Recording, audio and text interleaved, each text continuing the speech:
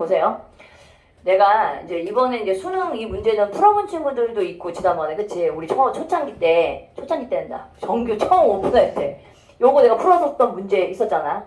근데 이제 내가 만약에 이 문제를 시험이다 생각하고서 처음 접근하는 입장이다. 그럼 이제 어떻게 이거를 갖다 접근을 해야 될까? 어떻게 읽을 것인가? 그래서 막 세세하게 설명하는 거 말고 똑같이 니네들하고 같이 시험을 보는 입장에서 이 지문을 한번 읽는 거야. 그래서 이건 필요 없어. 이건 몰라도 돼. 라고 하는 것들은 그냥 넘어가시고 그 다음에 이런 부분들은 조금 필요할 것 같아. 라고 하는 부분들을 찝어서 얘기할 거야.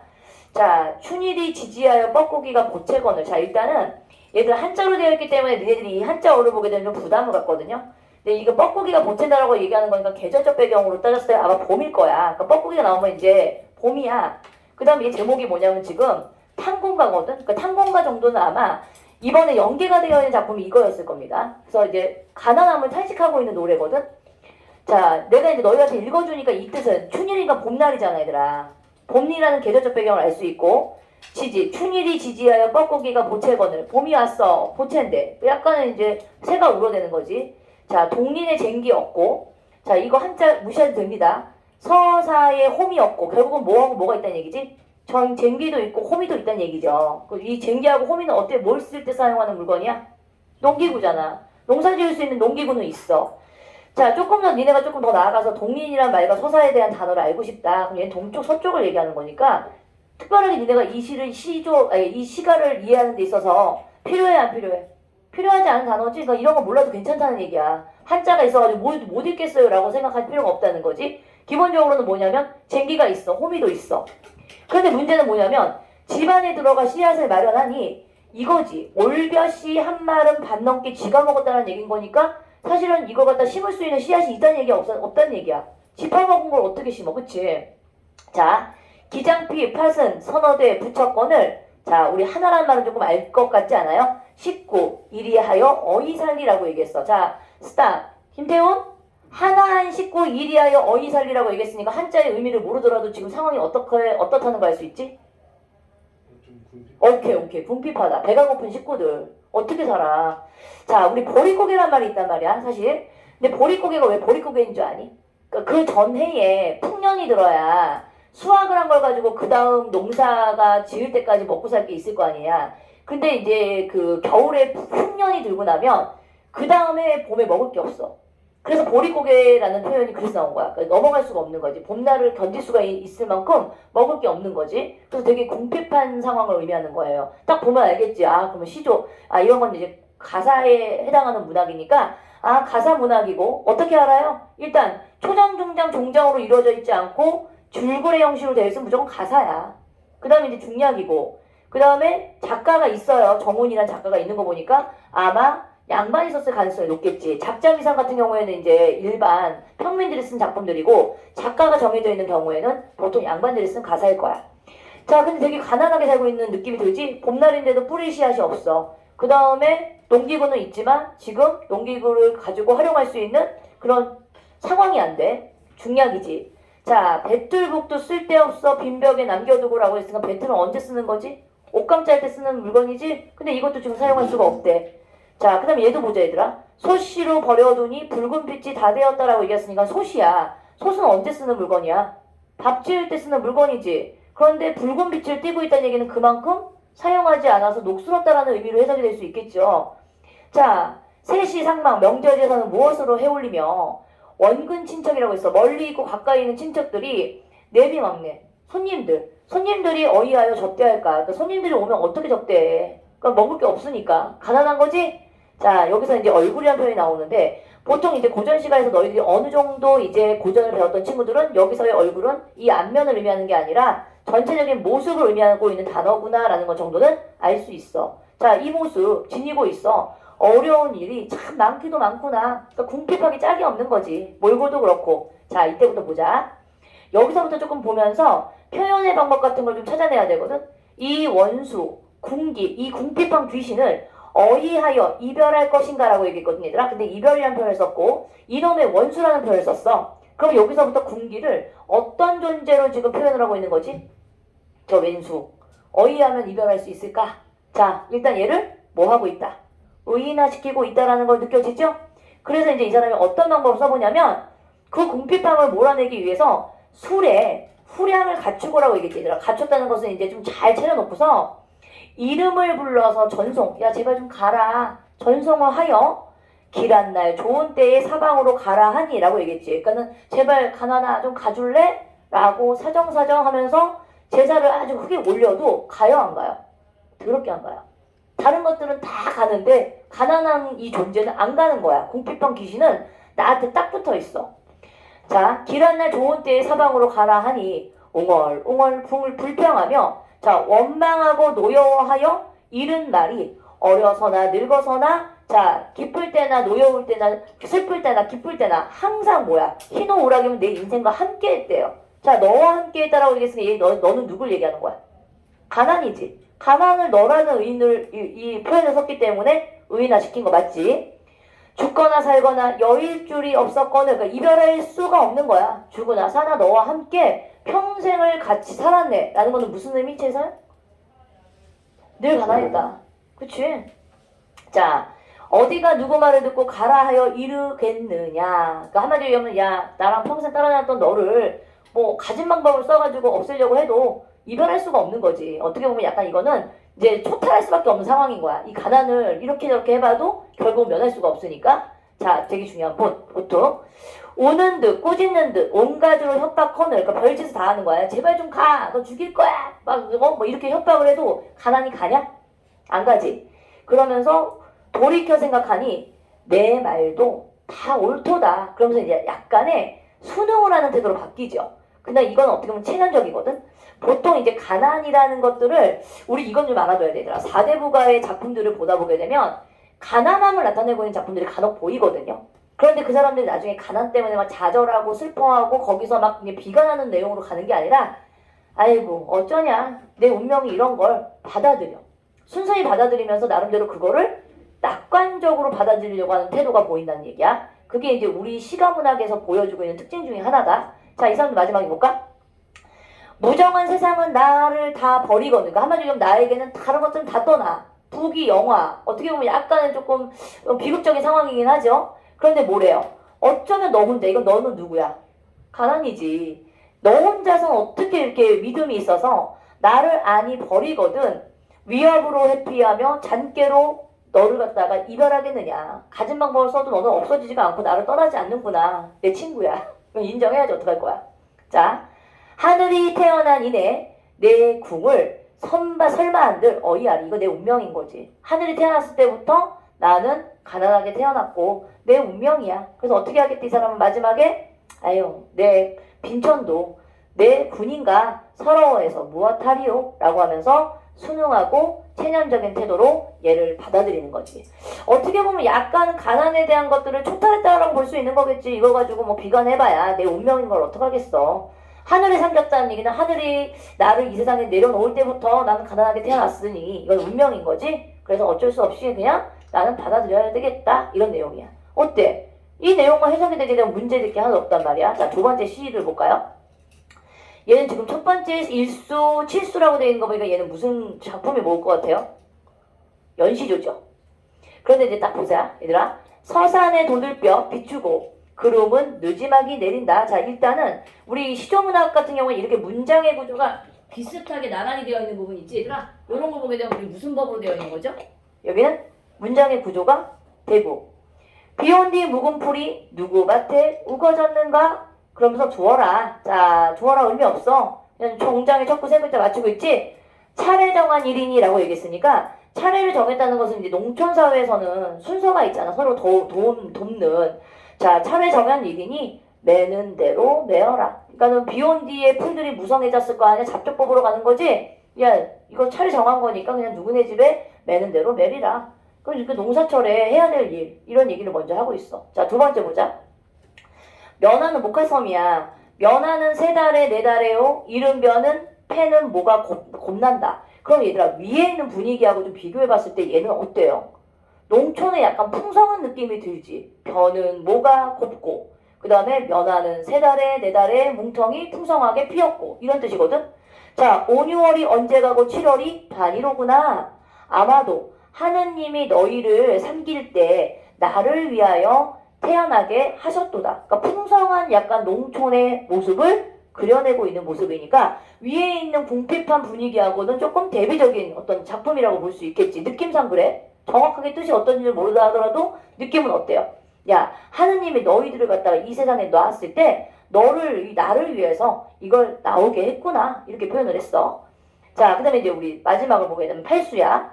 자, 농가예요. 농가는 뭐야? 농촌의 가족의 모습인 거잖아. 아이는 낚시질 가고 집사람은 저리채 친다.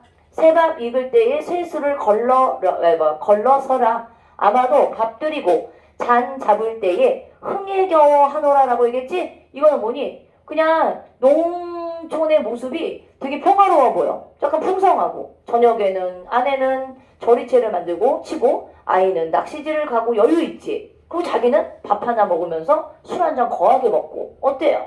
굉장히 이제 여유로운 모습이 보여지고 있는 농촌의 모습이야. 자, 그럼 위에 있는 작품하고 밑에 있는 작품은 이 사람의 생활 모습 자체가 어때? 대비를 이루고 있다라는 정도는 분위기 파악할 수 있겠지? 자, 문제로 갑니다. 자, 여기 볼게요. 1번. 가에 대한 설명으로 가장 적절한 거야. 이게 탕군가였지. 자, 그럼 우리 한번 보자. 계절의 변화에 따라 조응하는 여러 가지 자연물을 활용했다라고 얘기했는데 계절에 따라서 어울리고 있는 여러 가지 자연물을 활용했다. 있어 없어? 없어. 이게 봄철에 대한 내용은 나오지만 조응하면서 화자의 인식 전환을 보여주고 있는 부분은 없습니다. 자, 계절감을 드러낸 소재를 대등하게 나열해서 시상을 전개하고 있냐, 뭐 봄, 여름, 가을, 겨울 뭐 이런 거에 대한 어떤 계절감이 드러나고 있는 소재가 보이고 있는 것도 특별하게 대등하게 나열했다라고 볼 수는 없지. 자, 특정 계절의 풍속을 화자의 시선 이동에 따라서 묘사했다? 없지. 자, 근데 우리 4번 보자 얘들아.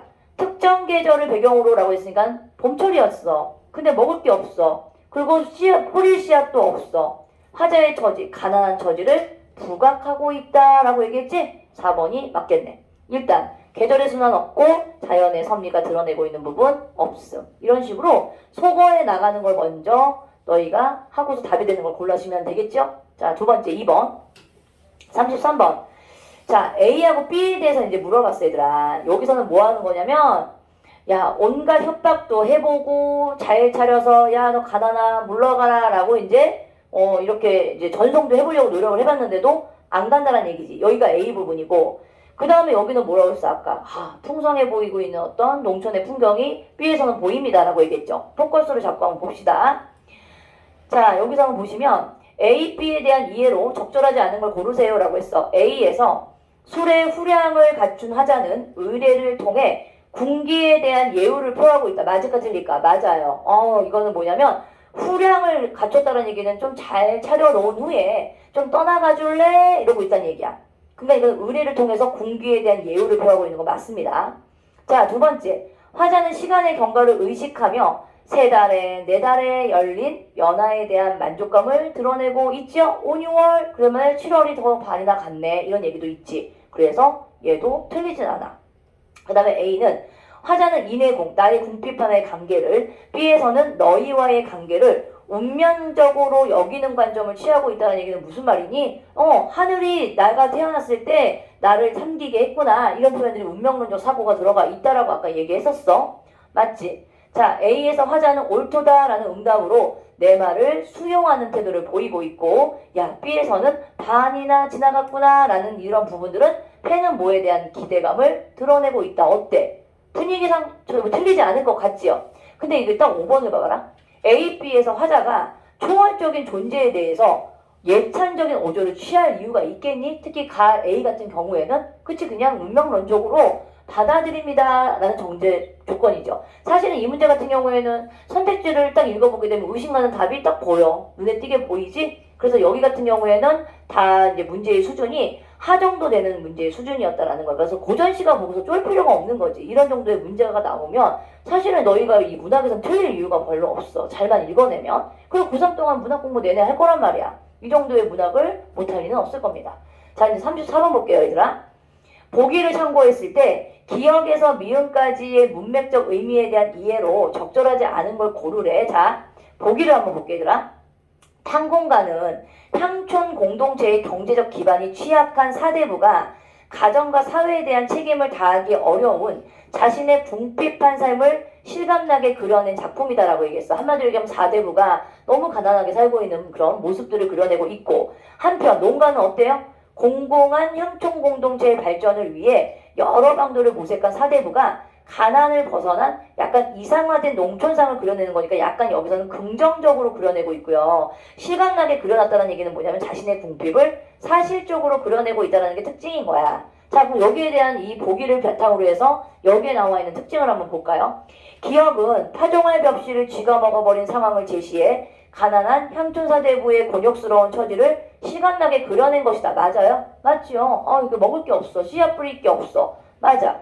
니은은 솥가시루가 녹슨 상황을 제시해 끼니조차 잊지 못하고 있는 생활이 지속되는 향촌사대부 가정의 궁핍함을 부각하고 있는 거 맞아. 자, 디귿을 봐봐. 체면을 지키기 어려운 상황을 제시해 취약한 경제적 기반 때문에 사회적 책임을 내려놓는 향촌 사대부의 죄책감이라고 얘기했는데, 야, 사실은 궁핍한 삶을 실감나게 그려냈다라는 말은 나와 있지만 죄책감으로 가야 되는 근거가 될 수 있는 게 보기에 있었어? 너 이거 너무 확대한 거죠? 자, 3번에 대한 내용이 너무 지나치게 간 겁니다. 죄책감까지 가는 부분에 대해서는 언급하지 않았어요.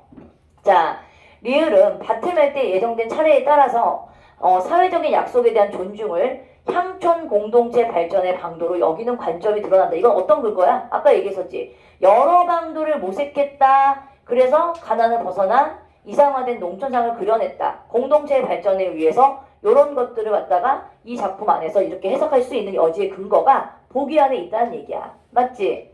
그 다음에 5번 보자. 먹을거리에 부족함이 없이 즐거운 향촌 구성원의 모습을 통해 가난을 벗어난 이상화된 농촌상의 일면을 보여주고 있다. 5번은 맞지? 어때?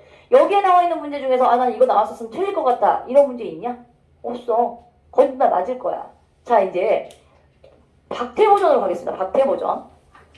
그 뒤에 보시면 박태보전이 나와. 근데 자, 요런 작품이 나왔지, 얘들아. 그러면 일단 요 작품을 내가 보기 전에 일단은 내가 31번에 이 보기를 참조해서 밑글을 감상한 내용이 나오지. 그러면 약간 지뢰 고전문학 같은 경우에 작품으로 가기 전에 이 작품에 대한 배경 지식을 조금 얻기 위해서 얘를 먼저 읽어볼 것 같아요. 제 얘를 한번 읽어보고 시작을 할게, 얘들아. 박태보전은 숙종 때의 실존인물 박태보의 삶을 소설화한 작품이야. 그럼 사실은 박태보전 같은 경우에는 역사를 기반적으로 하고 있는 역사소설이라고 생각하면 돼요. 그러니까 이 역사소설의 바탕에는 숙종가, 그럼 숙종 나오면 제일 유명한 게 무슨 사건이야? 인현왕후하고 장희빈 나와 있는 이야기잖아. 그걸 갖다가 이제 바탕으로 해서 실존인물을 바탕으로 해서 소설로 나타냈대. 자, 이 작품에서 박태보는 일단 첫 번째 임금의 부당함을 드러내고 있는 부도덕한 세계와의 대결이라고 얘기했거든. 근데 여기서 결국은 패배. 근데 이 패배한 게 결코 이제 어떤 정신으로 이제 인정을 받고 있냐면 숭고한 뜻을 이루지 못해요. 결국은 이제 실패하는 거죠. 그다음에 이제 여기서는 이 누구의 뜻을 박태보의 생각을 숭고하다라고 얘기해. 자, 그럼에도 그는 가족과 국가의 윤리적 책무를 다하는 인물로 인정받음으로써 자, 여기 되게 중요한 포인트. 도덕적 영웅으로 고양이 된다. 이때 다양한 서사 장치들은 사건 입체를 전개하는 데 기여하고 있다라고 얘기했었지? 자, 그럼 이 작품을 이해하는데 이런 것들을 중심적으로 조금 이해를 해보시고, 얘들아. 자, 그 다음에 이제 우리 30번의 문제는 우리 이런 문제 분명히 나온다라고 얘기했었지. A, B 딱 주고서 비교하는 문제가 나오니까 A하고 B사 이 내용이 어떤 내용인지를 잘 포착을 하시면 됩니다. 선택지 안 읽어보셔도 돼요.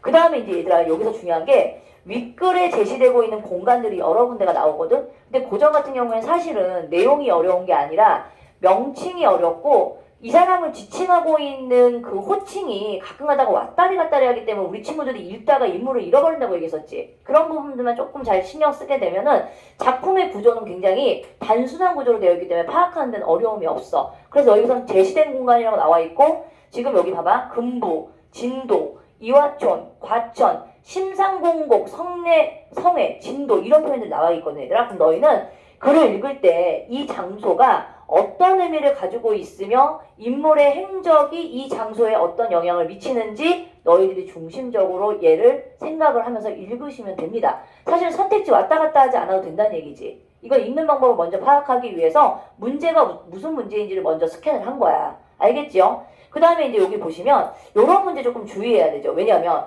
윗글에 대한 내용에 대한 이해로 적절한 것인데 오히려 고전 문학 같은 경우에는 적절하지 않은 것을 고르세요라는 문제보다 적절한 것을 고르는 게 더 힘들 수가 있어. 왜냐하면 용어 자체가 어렵기 때문에 중간중간에 인물을 따라가다가 인물을 놓치잖아? 그럼 내용을 잃어버리는 거야. 무슨 말인지 알겠지? 자, 그럼 우리가 내용을 처음부터 제대로 한번 읽어보는 거야. 자, 가볼게요. 김태희 이제 자냐? 혹시? 실컷 떠들더니 졸립지 이제. 너희의 특징이야. 그럼 네가 읽어볼래? 아, 그건 아니지. 자, 이때 얘들아 고전에서 이때가 나오잖아. 그 번번이 이때가 계속 나올 거야. 그럼 그 장면이, 그러니까 이야기가 전환돼. 아니면 포커스의 흐름이 조금 전환되고 있구나라는 걸 알면 돼. 이때 나오지. 태보가 걸문 밖으로 나오니, 자, 태보가 나왔어. 그제야 정신없이 기절하거늘 좌우 제신이며 일가 제족이 얘를 갖다가 이제 구안하여 겨우 인사 차려 좌우를 돌아보며 말하기를. 누가 말하는 거야 지금? 좌우를 돌아보며 말하는 사람이 태보입니다. 이 몸이 명제경각, 이런 말들은 조금 기억해야 되겠지 얘들아. 아, 내가 목숨이 지금 위태로운 상황인 거야. 어찌 살기를 바라리오. 나는 지금 죽을 각오를 하고 있는 거야 지금. 자, 군둥은 태보가 주권을, 그러니까 자기가 주권을 죽기로써 가나요? 되게 중요한 거. 이 사람이 지금 죽기를 각오한 게 이거지요. 왕비를 내치지 못하게 하옵소서. 그럼 뭐 어떤 분위기인지 좀 알 것 같지 않니? 그러니까 왕비를 내치시면 아니 되옵니다. 뭐 이런 상소문을 올렸던 역할이었겠지? 근데 이제 그런데도 이 사람이 지금 뭐 하고 있냐면 지금 이제 명제 경각이니까 그렇게 간언을 해서 위태로운 상황에 처했다라는 건 네가 딱 간파할 수 있어야 돼. 어떤 상황인지 파악이 되지? 자, 이제 두 번째 보자. 헌데 이때에 상소 중에 이름을 올린 재원이 모두 이르기를, 자, 이 사람이 뭐라고 얘기냐면 그대는, 여기서는 그대가 누구겠어? 태보에게 얘기하는 거겠죠. 그대는 죽기로써 가나다 어명을 잊고 사경 죽을 지경이 되었으나, 근데 문제는 뭐냐면 우리도 역시 한탓이로구나. 우리도 같이 했어. 그런데 막중한 충을 몰랐으니 무슨 낯이 있으리요. 근데 일은 여럿이 참여하고 죄는 그대만 혼자 당하였으니 죄스럽고 민망하기 내가 측량, 이걸 갖다가 민망하기 그지없습니다. 한마디로 너무 미안하네, 너만 벌 받는 것 같아, 이런 내용이잖아.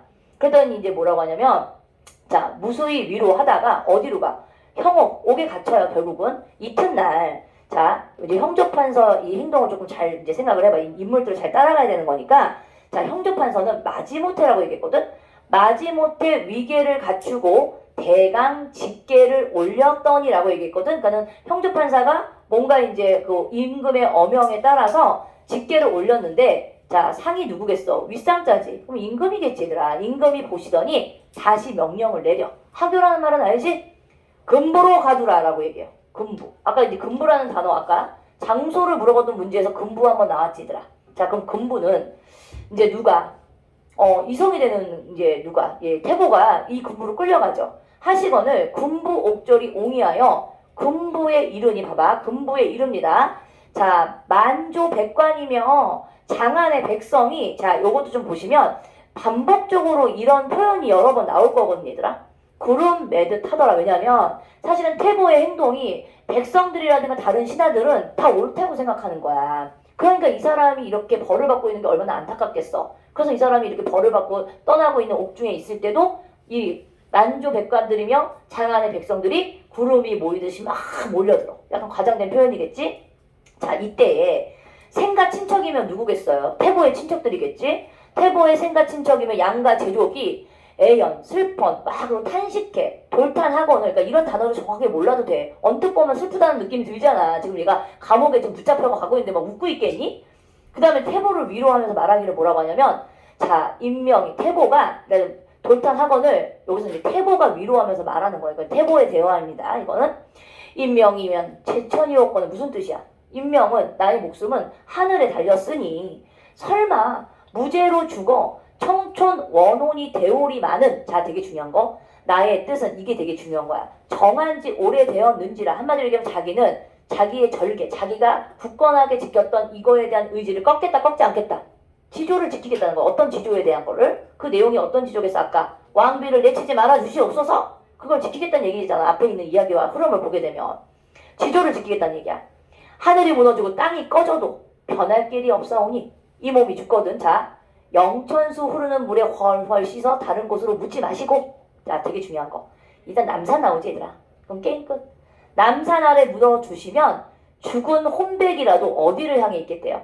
걸레를 향하여 우리 주상 이 마음 복지하여 밤낮으로 가나요? 왕비를 다시 황궁하게 하올 것이니라고 얘기했으니까 이 사람이 죽음을 각오하고 있는 것 안에도 자기의 생각은 뭐다?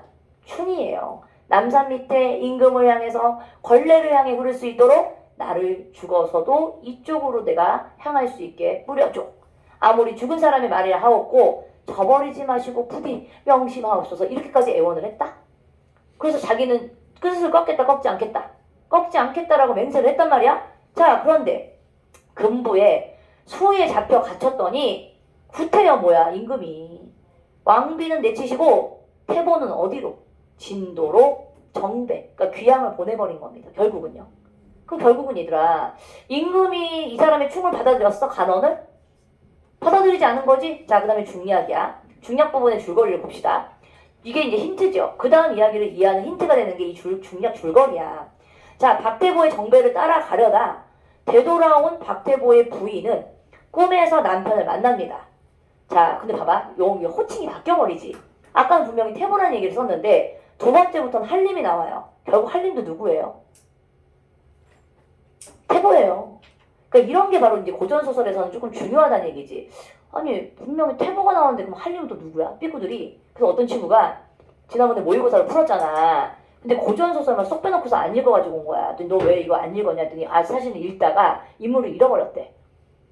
그러니까 애 손잡고 하다가 애 잃어버린 거랑 똑같은 거지. 소설을 읽다가 인물을 잃어버린 거야. 그러니까 호칭이 바뀌어버리면 같은 인물인지를 모르는 거지. 근데 결국은 봐봐.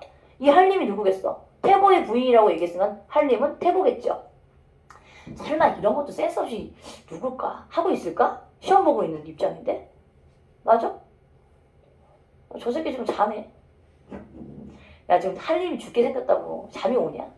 지금 임금에게 지금 간호하다가 죽어요. 가볼게. 내 무지하여 탕탕한 청천이 감동하사 사생풍진을 다 버리고 전고충신을 따라 황성애로 구경 가나니 그러면서 슬프대. 그러니까 이런 내용들이 너희가 정확하게 뭐라고 해석할 수 없더라도 지금 일단 이 사람이 꿈속에 나타나고 있는 한림이 자기 슬프다고 얘기했고 부인은 기다리지 말고 만세무양하래. 그러면 뭐냐면 만세무양이라는 건 뭐냐면 만수무강하세요. 오래오래 사세요라는 얘기잖아. 그럼 자기가 뭐냐면 죽을 것을 약간 얘기하고 있는 것 같지? 나지고 황성애로 구경 간대. 충신을 따라서. 부인이 크게 놀래서 어디를 가시며 기다리지 말라 하시니까 한림은 그다지 독하시오. 첩도 한 가지로 가사이다. 나도 따라가 이랬단 말이야. 하며 한림의 소매를 잡고 못 가게 하니 한림이 말하기를 부인은 안심하소서 구고한 사정을 어찌 잊으리오. 자 이루 후에 상봉할 날이 있으오리다 라고 얘기해요. 자 하고 떨치고 나가거늘 부인 한림의 손을 잡고 따라가니 어떤 남자 10여 명이 의관을 정지하고 서 있거늘 뭔가 겸연쩍어 방으로 돌아앉으며 가만히 보니 얘들아 학발 의관이면 약간 의복을 갖춰 입은 상태에 어린 제자 5, 6인이 분명하거늘 부인이 놀라 깨달으니 뭐래요? 난가일몽이야 라는 건 헛된 꿈이었어. 이거 꿈이네 라는 거죠. 그 한마디로 꿈에서 이제 그 한림이 나타나가지고 부인한테 아이고 만수무강해 아이고 슬퍼 뭐 이런 얘기를 하니까 뭔가 모르게 이 꿈이 어때요? 뭔가를 암시하고 있는 구실을 하는 느낌이 들지 얘들아. 이런 게 바로 이제 고전소설에서 일단 어떻게 보면 약간의 뭔가를 암시해주고 있는 서사적인 장치 같은 것들이 보통 고전에서는 꿈의 장치를 많이 사용한단 말이야. 부인이 그게 꿈의 일을 생각하니까 마음이 편치가 않는 거지. 심신이 산란하여 명어를 대하여 내념에 뭐라고 하냐면 자 분명 한림이 기사하였도다라는 거 보니까 지금 거의 다 죽는 것 같다는 생각이 드는 거야. 근데 이게 기사란 단어가 여러 가지 의미가 있는데 사실은 기사의 단어가 한자가 나와 있지 않아요. 근데 이제 우리가 이제 앞에 있는 상황과 유추해 보면은 여기서는 거의 다 죽을 지경이다라는 의미로 우리가 해석이 될 수 있을 것 같아요. 왜냐면 우리 기사회생이란 말 있잖아. 거의 이제 죽음의 직전까지 가다가 가까스로 살아났을 때 우리는 기사회상이란 말 쓰거든. 그럼 여기서 기사란 말은 거의 죽게 생긴 것 같아 이렇게 생각을 하는 거야. 자, 그래서 이제 노비야. 시비는 이제 자기의 몸종을 데리고 몽사를 이제 말하고 나더니 이미 동방이 밝았다는 게 이제 아침이 온 거야. 시부모 당하에 문안차 어디로 갑니까? 이화촌에 갑니다. 그러니까 이화촌이라는 건 이제 시부모가 있는 곳이고 문안을 드리러 갔는데 갑자기 개가 짖으면 문밖에 울음소리가 들리거늘 부인이 놀라 문을 열어보니 한림의 하인 동일이라 하는 사람이 한림의 편지를 드리거늘 자 봐봐 대감 부부와 부인이 망극하여 서로 붙들고 통곡하다가 기절해. 그럼 분명히 이렇게 울고불고 할 거면은 그 편지의 내용이 뭔가 이렇게 슬픈 내용과 연관이 있는 편지일 것 같아. 자 비복이면 이제 종이겠지. 비복 등이 급히 구안하여 겨우 인사를 분별하는지라. 자 정신 차리게 한 다음에 자 또 나오지 얘들아. 이때에 원근 제종 만조백관이 다 조문을. 야 근데 우리 만조백조란 말 아까도 나오지 않았냐 앞부분에. 그리고 원근 제족이라고 얘기했으니까 가까이 있는 멀리 있는 제족들이 다 모여. 그 다음에 또 뭐라고 하냐면 장안의 백성이 또 뉘 아니 낙루하리오라는 것은 누구 아니 눈물을 흘리지 않은 자가 없었다는 얘기예요. 그러면서 뭐냐 이러고 곡성이 진동하니 어찌 천신이 감동치 아니하리오. 이런 게 바로 고전소설의 특징이지. 뭐가 개입되고 있는 부분이지? 서술자의 개입. 이런 거 있잖아. 고전소설을 읽을 때는 약간 이제 그 서술자의 개입이라든가 편집자적 논평이 나와 있는 부분이 많기 때문에 이런 부분들을 너희가 찾아내면서 읽어줘야 된다는 거야. 왜냐하면 서술상의 특징을 물어볼 수 있거든요. 그쵸? 서술자의 개입이 일어난 부분이 분명히 있어. 진동하니 어찌 선친이 천신이 감동치 아니하리오. 그 편지를 떼어보니 하였으되 불효자 태보는 자 태보의 내용이 뭐냐면 두어자 문안을 부모 앞에 올리나이다. 천리 원정에 가다가 그러니까 한마디로 이제 유배를 떠나고 있는 과정에 어디에 과천에 관해서 이 몸과 이제 마음이 사실은 이제 신병과 심해가 울적하거늘이라고 하는 거니까 몸이 쇠약해진 거야. 구천에 들어간다는 얘기를 썼지. 구천이면 어디겠어? 황천길. 죽음의 길로 들어섰다는 얘기예요. 구천이라면 우리가 보통 왜 혼백이 떠돈다라고 했을 때는 이제 구천을 떠돈다는 말을 쓰지. 구천에 들어가오니 사람의 죄 삼천을 정하였으되 불효한 죄가 제일이라 하였으니 불효가 뭐냐면 부모 앞에 먼저 죽는 게 불효란 말이야. 삼천 수죄를 지었으나 자 국은 또한 갚지 못하고 그러니까 국가의 은혜를 다 자기가 갚지 못했대. 그러면서 뭐하고 했냐면 무슨 뜻인지 모르더라도 자기가 외로운 혼이 된다는 걸 이렇게 고혼이란 말을 쓴 거 보니까 구천에 돌아가는 자식을 생각지 마옵시고라고 하는 거 보니까 아 자식이 지금 유언장 같은 걸 남기고 있구나라는 걸 느껴지죠. 구천에 가고 내 외로운 혼이 되고 이런 말 썼어. 말년 기체를 안보하시다가 만세 후에 그러니까는 만수무강 하시다가 아주 오랜 후에 우리 부자지죠. 그러니까 우리 아버지하고 이제 다시 조금이나마 만나기를 바라옵나이다. 그러니까 결국은 이 편지를 통해서 태보가 죽었겠구나라는 걸 암시할 수 있는 거지요. 자, 그 다음에 보자. 하였더라. 자, 이날 대감이 판서 노복 등을 거느리고 이화촌에 머물던 이 시부모가 즉시 어디로 갑니까? 그 중간에 과천의 경로지, 그러니까 경유지에서 죽었단 말이야, 태보가. 과천으로 행할 때 또 나오지라. 장안의 백성이 또 다시 슬퍼하며 구름 매듯 하더라라고 얘기했었지. 근데 앞부분에서도 이 똑같은 표현이 있지 않았니? 그 서술자가 백성들이 이제 이 태보에 대한 행동들을 굉장히 우러러보고 있는 거지. 그러니까 이 사람의 이런 행동들, 죽음 다 슬퍼하고 있는 거 보니까 백성들의 추앙을 받고 있는 인물이구나라는 걸 알 수 있어. 자, 대감과 판서, 애토감이 측량 이걸 갖다 우리가 제일 어떻게 헤아릴 수가 없을 정도인 거야. 자, 근데 우리 초종례라는 말을 사실 좀 너희들은 이해할 수 없는 어려운 말이 나왔죠. 그럼 초종례는 뭐냐면 장례를 우리나라가 이제 관홍상제가 되게 좀 이렇게 많이 필요 이상으로 복잡했던 나라였단 말이야. 그래서 장례를 정상적으로 치르기 전에 아마 하는 초종례는 이제 장례의 한 절차 중에 하나였을 거야. 자, 초종례를 극진히 한 후에 염습하고 체단으로 염습을 먼저 하고 어디로 갑니까? 도로 집으로 옮겨와 장사는 언제 지내? 초종례를 거기서 마친 다음에 집으로 들어와서 장사를 지낸다라고 얘기해. 이해가지? 그럼 흐름을 파악을 해야 돼. 자, 일문이 애통함을 차마 못 불러라. 결국은 집에 와서 장사를 지내요. 자, 각설이란 말 나오지. 이 각설은 뭐니? 우리 고전소설에서 한편 되게 상투적으로 쓰이는 표현입니다. 자, 이때 또 바뀌었지. 이제 이미 이제 임금도 마음이 심란해요. 민중전을 내치시고 태보를 정배한 후에 자연, 심신이 산란하여 밤이면 어딜 다니냐? 성내 성애를 미복으로 순행하시더니라고 얘기했었죠. 우리가 보통 왜 그 휴전사극 같은 거 보게 되면 왕들이 알지? 그 왕복을 벗고 난 다음에 이렇게 뭐라고 하지? 밤에 뭐라고 해요? 그거 행차하는 거를. 그 단어가 그렇게 생각이 안 나네. 왜 민간인들 이렇게 약간 사찰하는 것처럼 나가가지고 민심 이렇게 헤아리려고 이제 그 왕 복장 말고 그냥 일반 양반 복장 하고서 이렇게 다니다가 항상 여자들하고 눈 맞고 막 이러잖아. 우리가 보통 사극은 그런 내용이잖아. 너무 낭만적이잖아. 너희가 보는 그 퓨전 사적 있잖아. 그 소매 끝동? 옷소매 끝동인지 뭐 이제 얼마 전에 했던 건 그건 궁녀 얘기구나. 아 그것도 그렇고 예전에 그 퓨전 사극 나왔던 거 그 뭐야. 임금이 바깥에 나가가지고 바깥에 있는 여인하고 눈이 맞아서 띠용해가지고 나중에 알고 보니 내가 임금이다. 뭐 이런 거 나오잖아. 대부분이 그런 사람은 다 임금이잖아. 임금과 민간인의 사랑. 나중에 우리나라 드라마 사람 배려났어요. 원래 언제 그렇게 조선시대가 그랬어. 자 일단 보면은 성례성애를 미복으로 순행하시더니 하루는 한 곳에 요 장소겠지 얘들아. 다다르니 아주 달이 밝아.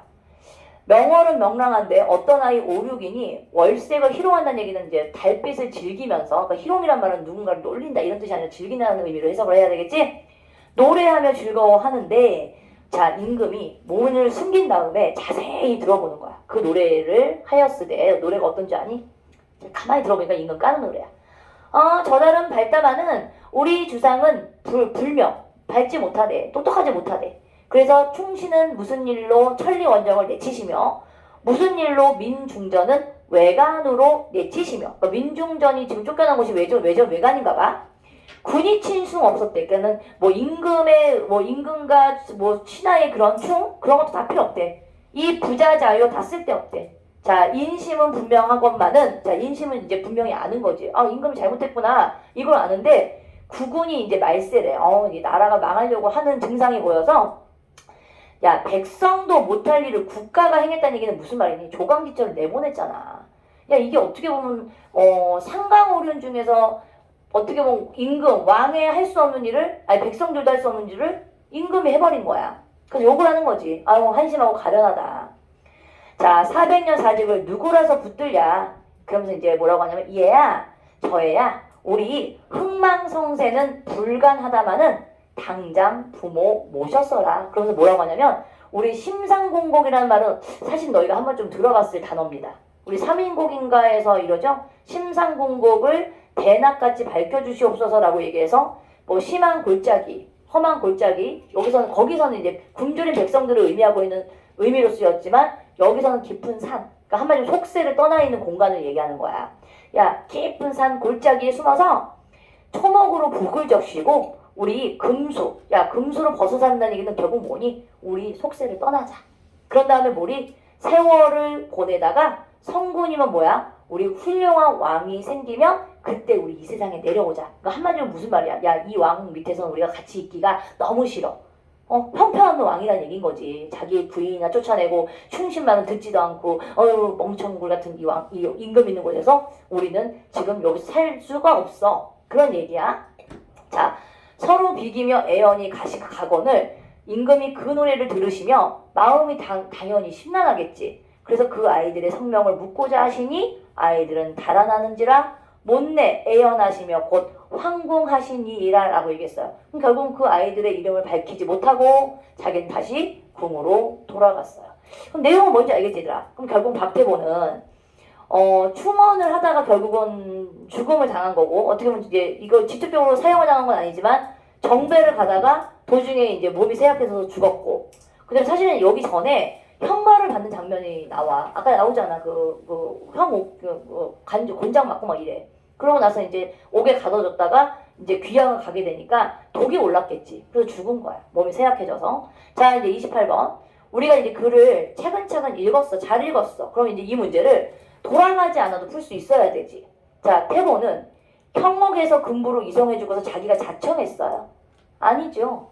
임금이 명해서 옮겨진 거야. 금부로 이송하라! 그랬단 말이야. 그래서 아니지. 자, 근데 부인은 꿈에서 학달 의관을 갖춘 사람들을 보고 놀라서 꿈을 깼다라고 얘기했지? 그래서 이거는 남가일몽이야 라고 했으니까 2번은 일단 맞아. 그럼 3번은 왜 아닌가 볼까 얘들아? 대감은 아들의 죽음을 집으로 데려와 초종례를 극진이 모신 게 아니라 초종례를 치른 후에 집에 와서 상을 극진이 치렀다라고 얘기했단 말이야. 그래서 순서가 초종례가 아니지. 자, 상은 노래의 내용을 알기 위해 아이들에게 이름이 무엇인지 물었습니까? 물어보기 전에 애들이 도망갔죠. 물어보지 못합니다. 되게 사사로운 이야기처럼 보이지만 이런 문제들 너희가 제대로 읽지 않으면 다시 돌아가서 읽어야 될 확률이 높단 말이야. 자, 형조판사는 상해 명령대로 태보에 대한 조사 결과를 자세히 보고했니? 아니지. 대략 마지못해 위계를 작성해서 대충 이제 보고를 올렸다는 식으로 얘기를 했었죠. 자, 이제 요거 한번 보자. 29번. 김태희? 윗글에 제시된 공간에 대한 설명으로 적절하지 않은 겁니다. 자, 일단 근부. 임금이 권위를 실현하는 공간인 건 맞아, 그치? 옥에 가두어라. 근부로 이송하라. 그러니까 권위가 실현되고 있는 공간인 게 맞을 거야. 근데 이제 한 곳이라는 곳은 임금이 미복을 하고 이제 돌고 있는 와중에 어떤 곳에 머무르게 되는 거지. 근데 이제 임금을 까는 노래를 듣게 된 거지. 근데 여기서 권위를 내세울 수 있는 공간이니? 아니지. 임금인지 모르는 공간이잖아. 어린아이들이 노래를 부르고 있었던 어떤 공간이었으니까. 그래서 일단 1번부터 틀렸죠. 자, 그럼 나머지는 맞는지 한번 볼까요? 야, 진도는 임금에게 정배받는 태보가 향하는 거 맞지? 진도로 정배하는지라고 얘기했고, 외관이라는 건 아까 얘기했던 민중전이 외관으로 쫓겨났다라고 얘기했으니까 임금에게 내쳐진 민중전이 거처하는 거 맞아? 그러니까 이런 것들을 조금 너희들이 읽을 때 장소를 잘 파악하면서 읽었더라면 이 작품에서의 이 장소를 찾는 문제들, 이런 문제는 틀리지 않을 수 있어요. 자, 이화초는 아까 뭐라고 했니? 부인이 시부모에게 직접 문안하는 곳이자 태보가 하인을 보내 부모에게 문안하는 건 맞지? 편지로서. 맞죠? 이화촌? 그런데 이제 과천이 태보가 진도로 가는 경유지이자 태보의 소식을 받은 대감이 이화촌을 떠나 향하는 지점인 거 맞지? 노북도를 거느리고 과천으로 향했다라는 얘기가 나왔었단 말이야. 그 다음에 우리 5번 보자. 심상궁곡은 성내성애와 대비된다는 얘기는 뭐냐면 성내성애라는 건 임금이 머물고 있는 이런 세상이지. 속세. 그런데 이 백성들은 뭐냐면 숨어서 심상궁곡에 들어가서 임금을 피하려고 하는 백성들의 마음이 투영된 공간이라고 볼 수가 있다. 그치요? 어때? 고전소설 잘 읽으면 문제 틀릴 게 없을 것 같지 않니?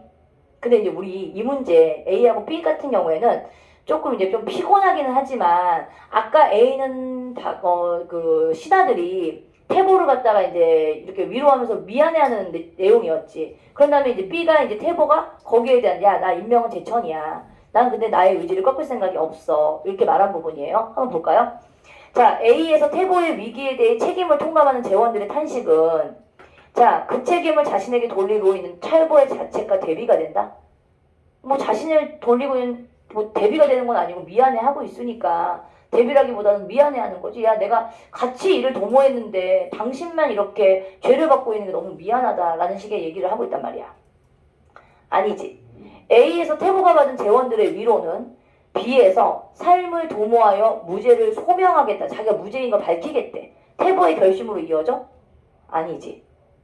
자, 재원들이 친송하는 태보의 강직함은 그쵸? 자, 당신이 이렇게 굽히지 않는다. 이런 얘기를 했었지? 그랬더니 B에서는 소신을 지키겠다고 하는 태보의 다짐이 확인되는 공간이다. 그러니까 다짐을 확인하고 있다. 맞지요? 내가 이제 지조를 꺾지 않겠다. 그러니까 여기가 맞지. 그 다음에 이제 재원들의 갈등 안 보여요, 얘들아. 그 다음에 심리적 상처가 가족의 만남을 통해 해소가 된다. 이거 없고요. 재원들의 말을 통해 드러난 태보의 후회 없어. 그 다음에 가족들을 향한 태보의 말에서 반복된다. 없어요. 이해가시죠? 그럼 일단은 답이 안 돼 보이는 게 딱 4번하고 5번이 보이고 나머지들은 이제 재원들이 아, 당신이 이렇게 임금에 의한 간언을 했고 우리도 같이 이렇게 일을 도모했으나 너만 이렇게 벌을 받고 있는 게 너무나 이제 측량할 해야 할 일이 이게 너 끝이 없다. 미안함인 거죠. 자, 31번 보겠습니다. 이거는 아까 읽었잖아, 얘들아. 보기에 대한 지문을 읽었어. 그러면 이제 하나하나 가보자, 얘들아. 하늘이 태보를 무죄로 판명하여 전고충신을 따르게 함을 몽사, 그러니까 꿈의 일로 드러냈지, 얘들아. 맞지? 여기까지는 이건 소설 속에 나와 있는 내용이야. 그래서 여기는 있어. 이 내용이 틀린 게 아니고 내용이 있는 내용이야. 그럼 이거에 대한 내용이 야, 이건 태보가 윤리적 명분면에서 인정받은 도덕적 영웅임을 보여주고 있다. 어때요? 가능하겠죠. 여기에 있는 근거가 국가윤리, 윤리적 명분이라는 요 표현하고 여기가 연결돼서 1번 답도 맞아요. 자, 국운을 갚지 못하고 죽는다는 태고의 한탄의 편지. 여기 나와 있는 내용은 여기서는 여기에 자, 얘들 앞부분의 대부분이 소설 속에 나와 있는 내용이기 때문에 틀리지 않아. 그치? 그런 다음에 태보가 임금을 올바른 길로 인도하려는 숭고한 뜻을 이루지 못하고 자, 이거 되게 중요한 세계와의 대결에서 패배했다라고 얘기했었지. 결국은 부도덕한 임금을 이렇게 지적을 했고 여기에서는 결국은 이 사람은 실패했다고 볼 수 있는 거 맞겠지. 근거를 통해서. 2번 맞아요. 자, 세 번째 뭐냐면 만세우면 이제 오랜 시간이 지난 다음에 우리 부자지정, 우리의 부자의 간의 정을 바라는 태보의 염원을 편지로 제시하며 태보가 죽음에 이른 상황에서조차 부모에 대한 윤리적 책임을 다하려고 한 인물 맞죠? 왜냐면 가족과 국가에 대한 윤리적 책임을 다한다라고 얘기했거든. 그래서 4번, 3번도 맞습니다. 4번 볼까요, 얘들아? 근데 가끔가다 이제 4번하고 5번을 아이들이 제일 많이 헷갈려해. 주상이 밝은 달의 속성과 대비가 되고 있는 불명한 인물인 거 맞지, 얘들아?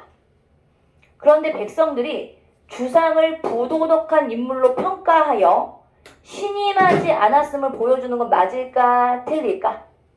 여기서 뭐라고 했냐면, 자, 임금의 부당함으로 드러나는 부도덕한 세계라고 얘기했거든. 결국 임금의 한 행동은 부도덕한 세계에 속하는 게 맞아. 그리고 이 백성들은 이 임금을 피해서 어디로 들어가겠다? 심상궁곡으로 들어가자. 이렇게 얘기를 하고 있으니까 사실은 신임하지 않았다는 거 맞는 거지. 그래서 성군이 나오면 그때 우리 다시 나옵시다. 막 이런 얘기들을 노래로서 불렀으니까 이 내용이 틀리지 않아요. 자, 근데 5번 내용이 그러면 왜 틀렸는지 한번 볼까요? 5번이 답인데 일단은 태보에 대한 민심을 편집자전 논평을 통해 반복적으로 나타내었다는 얘기는 아까 이제 구름 모이듯 하고 눈물을 흘리지 않은 자들이 없고 막 이런 얘기 하지. 근데 이런 부분들은 편집자전 논평이 들어가 있는 부분이 맞아. 그런데 이게 틀렸지. 태보가 기우는 국운을 회복하는 영웅이란 표현이 분명히 있긴 했었지만 이 사람은 영웅이지만 실질적으로 뭔가 성공한 영웅은 아니야, 얘들아. 그래서 우리는 이런 영웅을 뭐라고 얘기하냐? 도덕적인 영웅이라는 표현을 썼어, 얘들아. 그러니까는 한마디로 얘기하면 자기는 세계와의 대결에서 실패했으나 백성들에게는 인정을 받았잖아. 그럼 이건 말이 영웅이지 결국은 실패한 영웅인 거지. 전설 속의 인물과 같이 실패한 영웅. 그러니까 이건 뭐냐면 기우는 국운을 회복했다. 이 말이 틀렸다. 알겠어? 그래서 여기에 있는 요 표현 때문에 답이 될 수가 없습니다. 알겠어요?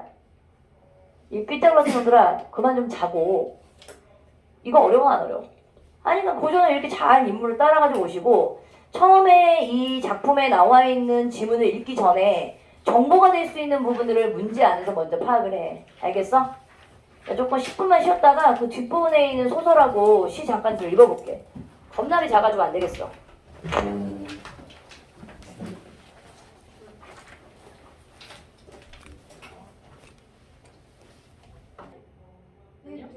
맞네. 그리고 자, 봐봐. 얘는 현대소설.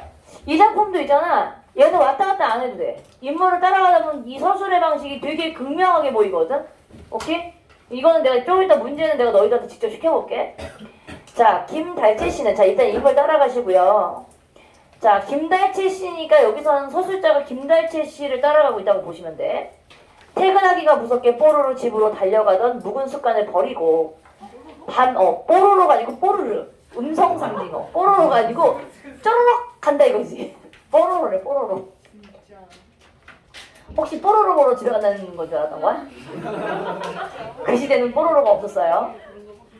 자, 묵은 습관을 버리고 밤늦도록 할 일 없다는 것은 어쩔 도리가 없이 어쩔 수 없이 이거 할 일이 없다는 뜻이 아니고 어쩔 도리 없이 그냥 이 사람이 하는 일이 뭐냐면 이제 길거리를 배회해. 시간을 보내는 새로운 습관이 몸에 붙었다. 아까 김달채라는 사람이 왜 시간을 길바닥에서 이렇게 집으로 곧바로 안 가고 배회하게 됐는지에 대한 얘기가 나옵니다. 자, 지하철이나 버스 혹은 공중변소나 포장마차 안에서 얘들아 변소란 단어를 쓰는 거 보니까 아직은 어휘가 어느 정도 이렇게 순화어를 사용하고 있지 않았던 그런 단어들이 직접적으로 쓰이고 있지. 공중변소, 포장마차 안에서 심표를 처리하고 있지. 백화점에서 사지도 않을 물건을 흥정하거나 정류장에서 토큰 아니면 올림픽 복권을 사면서. 얘들아 올림픽 복권이라는 표현을 쓴 거 지금 올림픽 복권이 있니? 지금 로또지. 그러니까 올림픽 복권이 있었던 시절로 따지니까 언제일 것 같아? 오케이 80년대일 것 같았죠. 왜냐면 그 올림픽 복권이 나왔던 시절이 80년대야. 그러니까 시대적 배경을 나타낼 수 있는 소재가 여기서 좀 느껴져. 올림픽 복권을 사면서 그리고 행인에게 담뱃불을 빌거나 더욱 가감하게는 파출소에 들어가 경찰관에게 길을 묻는 신용을 하는 사이에 마주치는 각계각층의 사람들을 상대로 달채시는 자 실수를 가장하기도 하고 자 문체가 여기서부터 여기까지 되게 한 문장이 되게 길지요. 만연체거든. 그러니까 호흡이 되게 길어. 그러니까 이 호흡 있는 걸 뭘로 처리하고 있는 거니? 쉼표를 가지고 호흡 조절을 하고 있는 거야. 문장 하나 되게 길어요. 만연체야. 가볼까? 때로는 또렷한 목적의식을 드러내기도 해가며 자 달재시는 실수를 가장하기도 하고 때로는 또렷한 목적의식을 드러내기 위해 이 사람이 왜 이런 짓을 하다니게 이거죠. 우산의 존재를 알리기 위해. 자 지금까지 이렇게 열거하고 있는 모든 행동들이 있지. 달재시가 집으로 곧장 가지 않고 여기저기 길바닥을 배회하면서 이런저런 행동을 하는 게 뭐를 알리기 위해서대? 이거지. 우산의 존재를 알리기 위해서 이런 행동을 한대. 여기서부터 여기까지는 지금 뭐에 대한 내용이야? 우산의 존재를 알리기 위해서 길을 배회하고 다니는 김달채의 새로운 습관인 거야. 오케이? 자, 그런 다음에 이제 뭐냐면 상대방의 눈에 과연 이거지. 이 우산이 뭐라고? 우산이 어떻게 비치는지. 최상현 같은 친구라니까. 그리하여 상대방의 우산의 임자가 자기를 어떻게 대우하는지 이런 반응을 떠보는 작업을 일삼아 계속해 나갔다. 재미 들린 거죠. 자, 참으로 긴장과 전율이 넘치는 뻐근한 나날들이었다. 그러니까 뭔가 모르게 굉장히 그게 이 사람에게 희열인 거야. 자, 이 사람의 직업이 뭔지 아니? 구청 호적계장. 또 이제 공무원 비하만 한다고 할 수도 있어. 할 일 없잖아. 사실 공무원들이 할 일 없는 건 아니지만 일찍 끝나잖아. 그치? 그러니까 이 사람은 집으로 곧장 가지 않고 자신이 가지고 있는 우산의 정체를 사람들에게 이렇게 노출시키면서 반응을 약간 실험하는 거지. 자, 구청 호적계장의 직위에 오르기까지 여태껏 전혀 몰랐던 세계가 비로소 자 자기 구청과 자기 집구석 바깥에 따로 있음을 그는 뭐를 통해서 그럼 여기서 계속 우산이 반복적으로 나오는 거 보니까 김달채에게 지금 새로운 어떤 이런 사건들은 우산과 연관이 있는 거구나라는 걸 알 수 있겠지? 우산을 통해서 비로소 실질적으로 체험할 수가 있었다. 자 이제 보자. 이제 이 사람이 그는 사람들의 반응을 종합해서 몇 가지 결론을 얻어내는 데 성공했다라고 얘기해. 첫째, 진짜 그럼 이 사람이 지금 우산을 가지고 무슨 흉내 내고 다니는 줄 알아 얘들아? 무전기 같이 보이게끔 만드는 거야. 그러니까 무전기처럼 생긴 우산이었던 거야. 진짜 무전기에 익숙한 일부 극소수의 사람들을 제외한 자 거기의 서민들이면 뭔지 알아? 대부분의 서민들. 대부분의 서민들은 무전기하고 익숙하지 않을 거 아니야. 쉽사리 우산에 속아 넘어간다는 사실이었다. 거기의 서민들은 우산에 속아 넘어간다는 얘기죠. 첫 번째, 새로 알아낸 사실이 이거야. 두 번째는 뭔지 알아?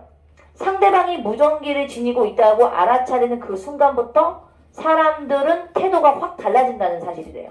그러니까 한마디로 자기가 보여주고 있는 이 우산이 무전기라고 인식하는 순간부터 태도가 바뀐대. 어떻게 바뀌냐면 일껏 하던 이야기를 뚝 붙이거나 뭔지 알죠?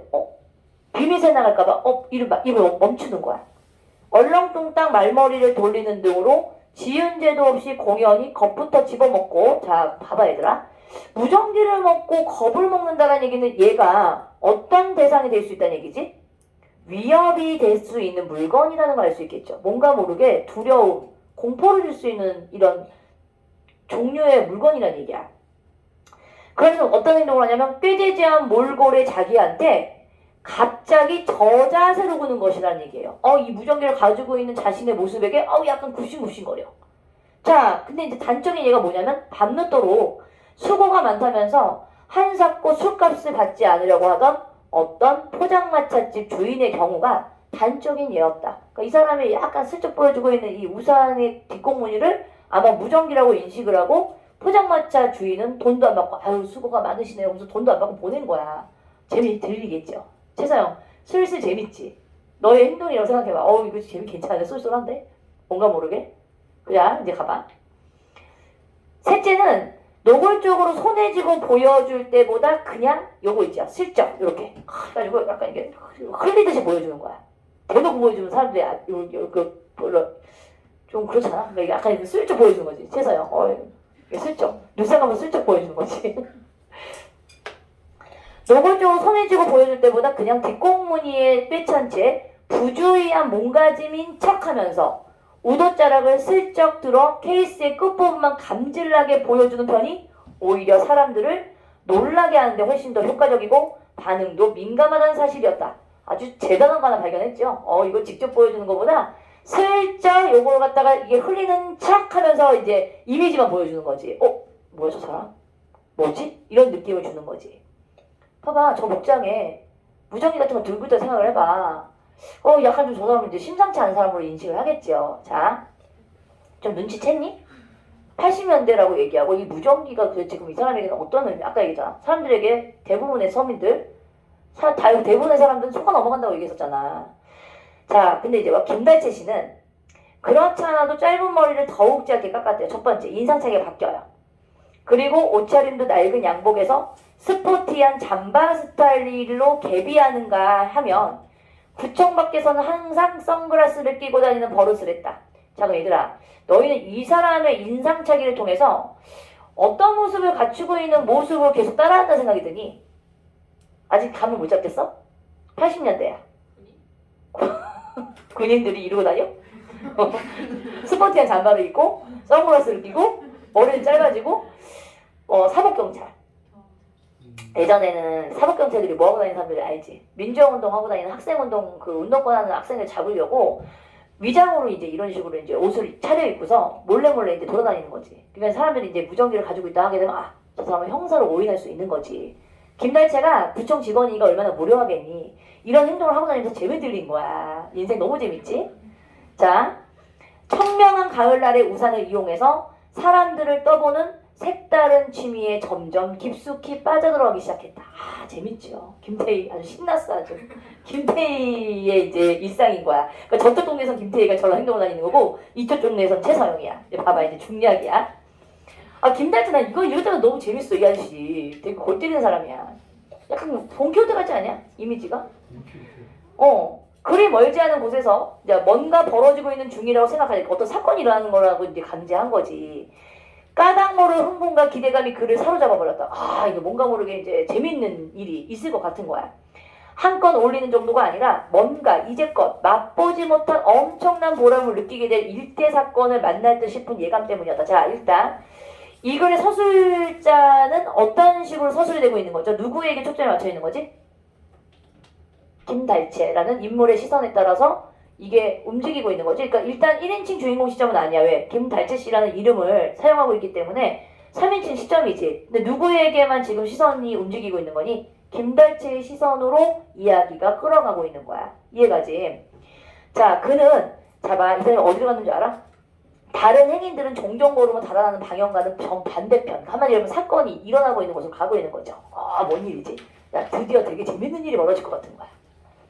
달려가기 시작했다.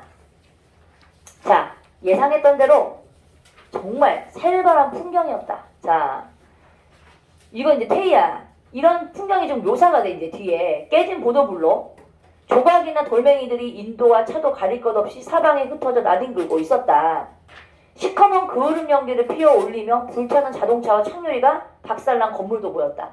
요즘 애들은 이런 장면 보게 되면 선생님 뭐 지옥에서의 그 괴물이 나타났습니까? 뭐 이렇게 물어볼 수 있을 거야. 근데 이제 그 당시에 따졌을 때는 그런 SF 영화가 아닐 거 아니야. 좀비야? 좀비가 갑자기 나타나는 거야?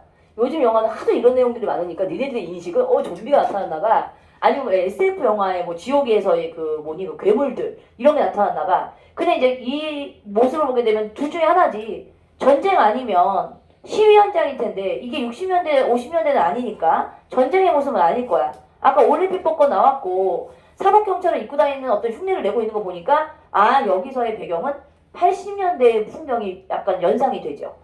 자, 그런 다음에 이제 박살난 건물도 보였어요. 김달채 씨는 주체 못할 지경으로 쏟아지는 눈물 콧물. 이거 체류탄가스야. 너 이거 맡아봤냐? 이거? 너희들 맡아볼 일이 없겠지. 근데 선생님 학교 다녔을 시절만 해도 거리를 돌아다닐 수가 없었어. 이게 막 하루 종일 눈물이 흘러. 근데 그게 체류탄가스거든. 그래서 이제 그 대학생들은 거기다가 신라병에다가 이제 신라를 담아가지고 막 던지고 그러면 이제 그 전경들 있지. 이거 체류탄 그 차를 가져다서 빵빵빵빵 터뜨려. 그러면 아주 온 동네가 다 고춧가루 냄새로 진동을 해. 막 계속 재채기 하는 거야. 너무 맵고 맨날 울어. 질질질 울고 다녀. 본 적 없죠? 1987 봤어 영화? 1987 영화를 보게 되면 그 연대 앞에서 그 누구니 그 데모하는 대학생들 모습 있잖아. 그게 맨날 일어났었어. 너희는 그게 역사 속의 한 장면이지만 선생님은 산 역사잖아. 산 증인. 그리고 너희들이 지금 코로나 시절에 학교 안 가고 막 낭만적으로 너무 좋아했잖아. 그6.25 때는 어린아이들이 막 그 남자들이 그 피난민들이 막 집 메고 다 도망가는 걸 너무너무 부러워했잖아 또. 그 어린아이들은 철부지여가지고 그런 광경들을 보면 너무 부러워하는 거야. 그리고 선생님이 그 당시에 대학생들이 데모하던 시절에 어린애였어. 너무 좋은 거야. 학교 휴교령 내리고. 그다음에 대학생들이 그냥 거리를 장악하게 되면 이제 어린애들 나갈 수가 없으니까 그게 약간의 이제 뭐냐면 너무 즐거운 구경거리인 거지. 우리는 이제 멀리서 구경하는 방관자적인 입장에서 그들을 바라보는 거니까. 그래서 학교로만 너무 담 넘어오고 우리가 이제 학교 근처가 연대랑 가까웠었거든. 그때 이제 연대 애들이 우리 동네에 초등학교 넘어와. 그럼 막 대학생들이 막 이러면서 때를 지어서 막 넘어오면 우리는 이제 학교 문을 자꾸 부랴부랴 집으로 가는 거지. 그러니까 지금이나 그때는 약간 비슷한 그런 분위기인 거야. 코로나 때 이제 갑자기 이제 집으로 가는 사태가 벌어지고, 근데 6.25 때는 또 6.25 전쟁 때문에도 이제 집으로 가게 되고, 항상 어린아이들은 항상 그런 게 너무 재밌는 거지. 더 있었으면 좋겠다. 더 일어났으면 좋겠다. 근데 이제 되게 심각한 상황인 거야. 자, 근데 뭐야? 체류가스에 심하게 오염된 지역을 향해 가까이 접근했다. 중무장한 정경대에 의해 도로가 완전 차단되어 더 이상 접근이 불가능해지자 달채씨는 봐봐. 구경꾼들 뒷전에서 작은 길을 더 한껏 발돋움하고는 시위 현장의 분위기를 살폈대요. 한마디로 얘기하면 너무 이 사람은 흥미로운 거야. 와 이러면서 쳐다보고 있는 거야. 남들 막 도망가고 있는데. 자, 어디선가 보이지 않는 저쪽 건물 모퉁이에서 어기찬 함성이 아직도 기세를 올리는 중이었다. 뭐하는 현장이라고? 시위하는 현장이라고 얘기했었지. 데모하는 현장. 자, 사법경찰관들한테 붙잡혀 끌려오는 학생의 모습이 구경꾼들 어깨너머로 내다보였다. 달채씨는 저도 모르는 사이에 앞사람들 틈바구니를 비집고 전면으로 썩 나갔다. 이봐요 거기! 김달채씨는 창문마다 철망이 터진 버스 안으로 학생들을 마구 밀어넣는 사복들을 향해 느닷없이 목청을 높였다. 아직도 어린애야. 가봐. 김달채가 용기가 난 거다. 아직 어린애야. 다치지 않게 살살 좀 다뤄. 뭐 이러고 있는 거다. 자, 이렇게 얘기할 수 있는 게 봐. 어디서 그런 용기가 솟아나는지 김달채씨 자신도 깜짝 놀랄 지경이었다. 당신 뭐야? 갑자기 이제 거기서 옷깃에 비표를 단 사복 차림의 청년 하나가 달려와서 김달채씨의 가슴을 때밀었다. 나 이런 사람이요. 슬쩍 이걸 슬쩍 보여. 이렇게. 근데 봐봐. 김달채씨는 엉겹결에 잠바자락 한 끝에 슬쩍 들어 뒷주머니에 꿰찬 우산 케이스를 내보였다. 하지만 상대방 청년은 그런 물건 따위는 애당초 거들떠볼 생심조차 하지 않았다. 당신도 저 차에 같이 타고 싶어? 여러 소리 말고 빨리 집에나 들어가봐요. 이른바 닭장차에 어린 학생들과 함께 실리고 싶은 생각은 물론 털 것만큼도 없었다. 옷깃에 비표를 단 청년이 우산을 우산 이상의 것으로 보아주지 않는다면 그건 어쩔 도리 없는 노릇이었다. 지금까지는 속아 넘어갔던 사람들이 많았잖아. 근데 이 데모 현장에서는 이게 먹히는 거야, 안 먹히는 거야? 전혀 먹히지 않는 거지. 자, 김달채씨는 남의 채마밭에서 무 뽑아먹다 들킨 아이처럼 이라고 얘기했다. 얘들아, 남의 채마밭에서 뭐냐면 무를 뽑아먹고서 야 이거 한 입 먹어볼래? 야 이 새끼야 이거 내 밭이야. 거기서 이제 훔쳐먹고서 이제 쫓겨나게 있는 꼴이 돼버리는 거죠. 무 뽑아먹다 들킨 아이처럼 무르춤한 꼬락서니가 되어 맥없이 돌아설 수밖에 없었다. 내용이 약간 좀 뭔가 모르게 세태를 조금 풍자하려고 하는 내용인 것 같은 느낌이 들지? 자, 여기까지 읽었어. 문제를 한번 차근차근 한번 풀어볼까? 내용만 읽고서 문제로 한번 가보는 거예요, 이번에는. 1번.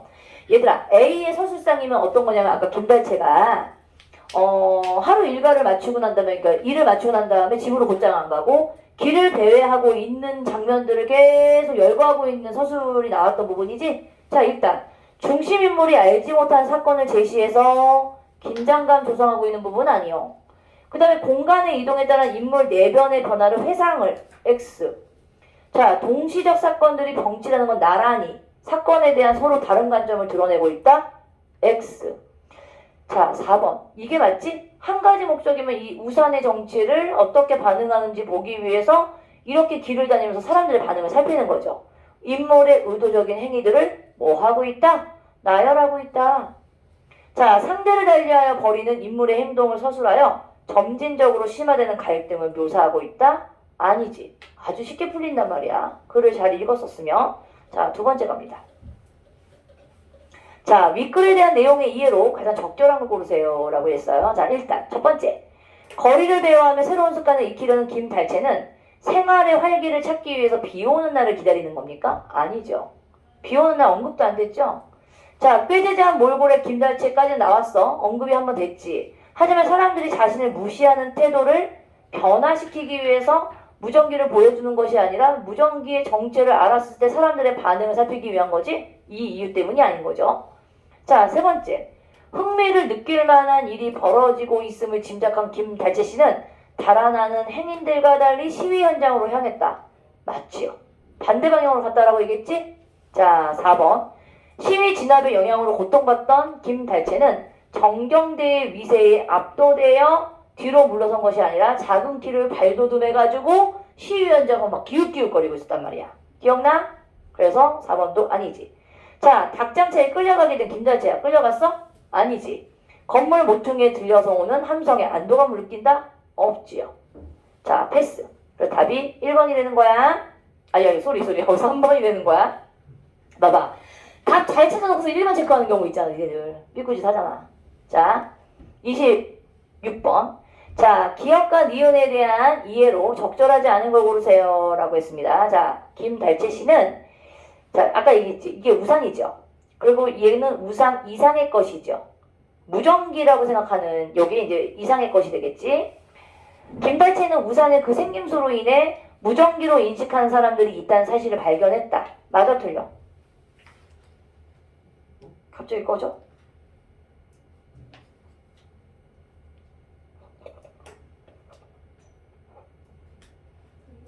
아니야. 고장난 게 아니고 바라는 거지.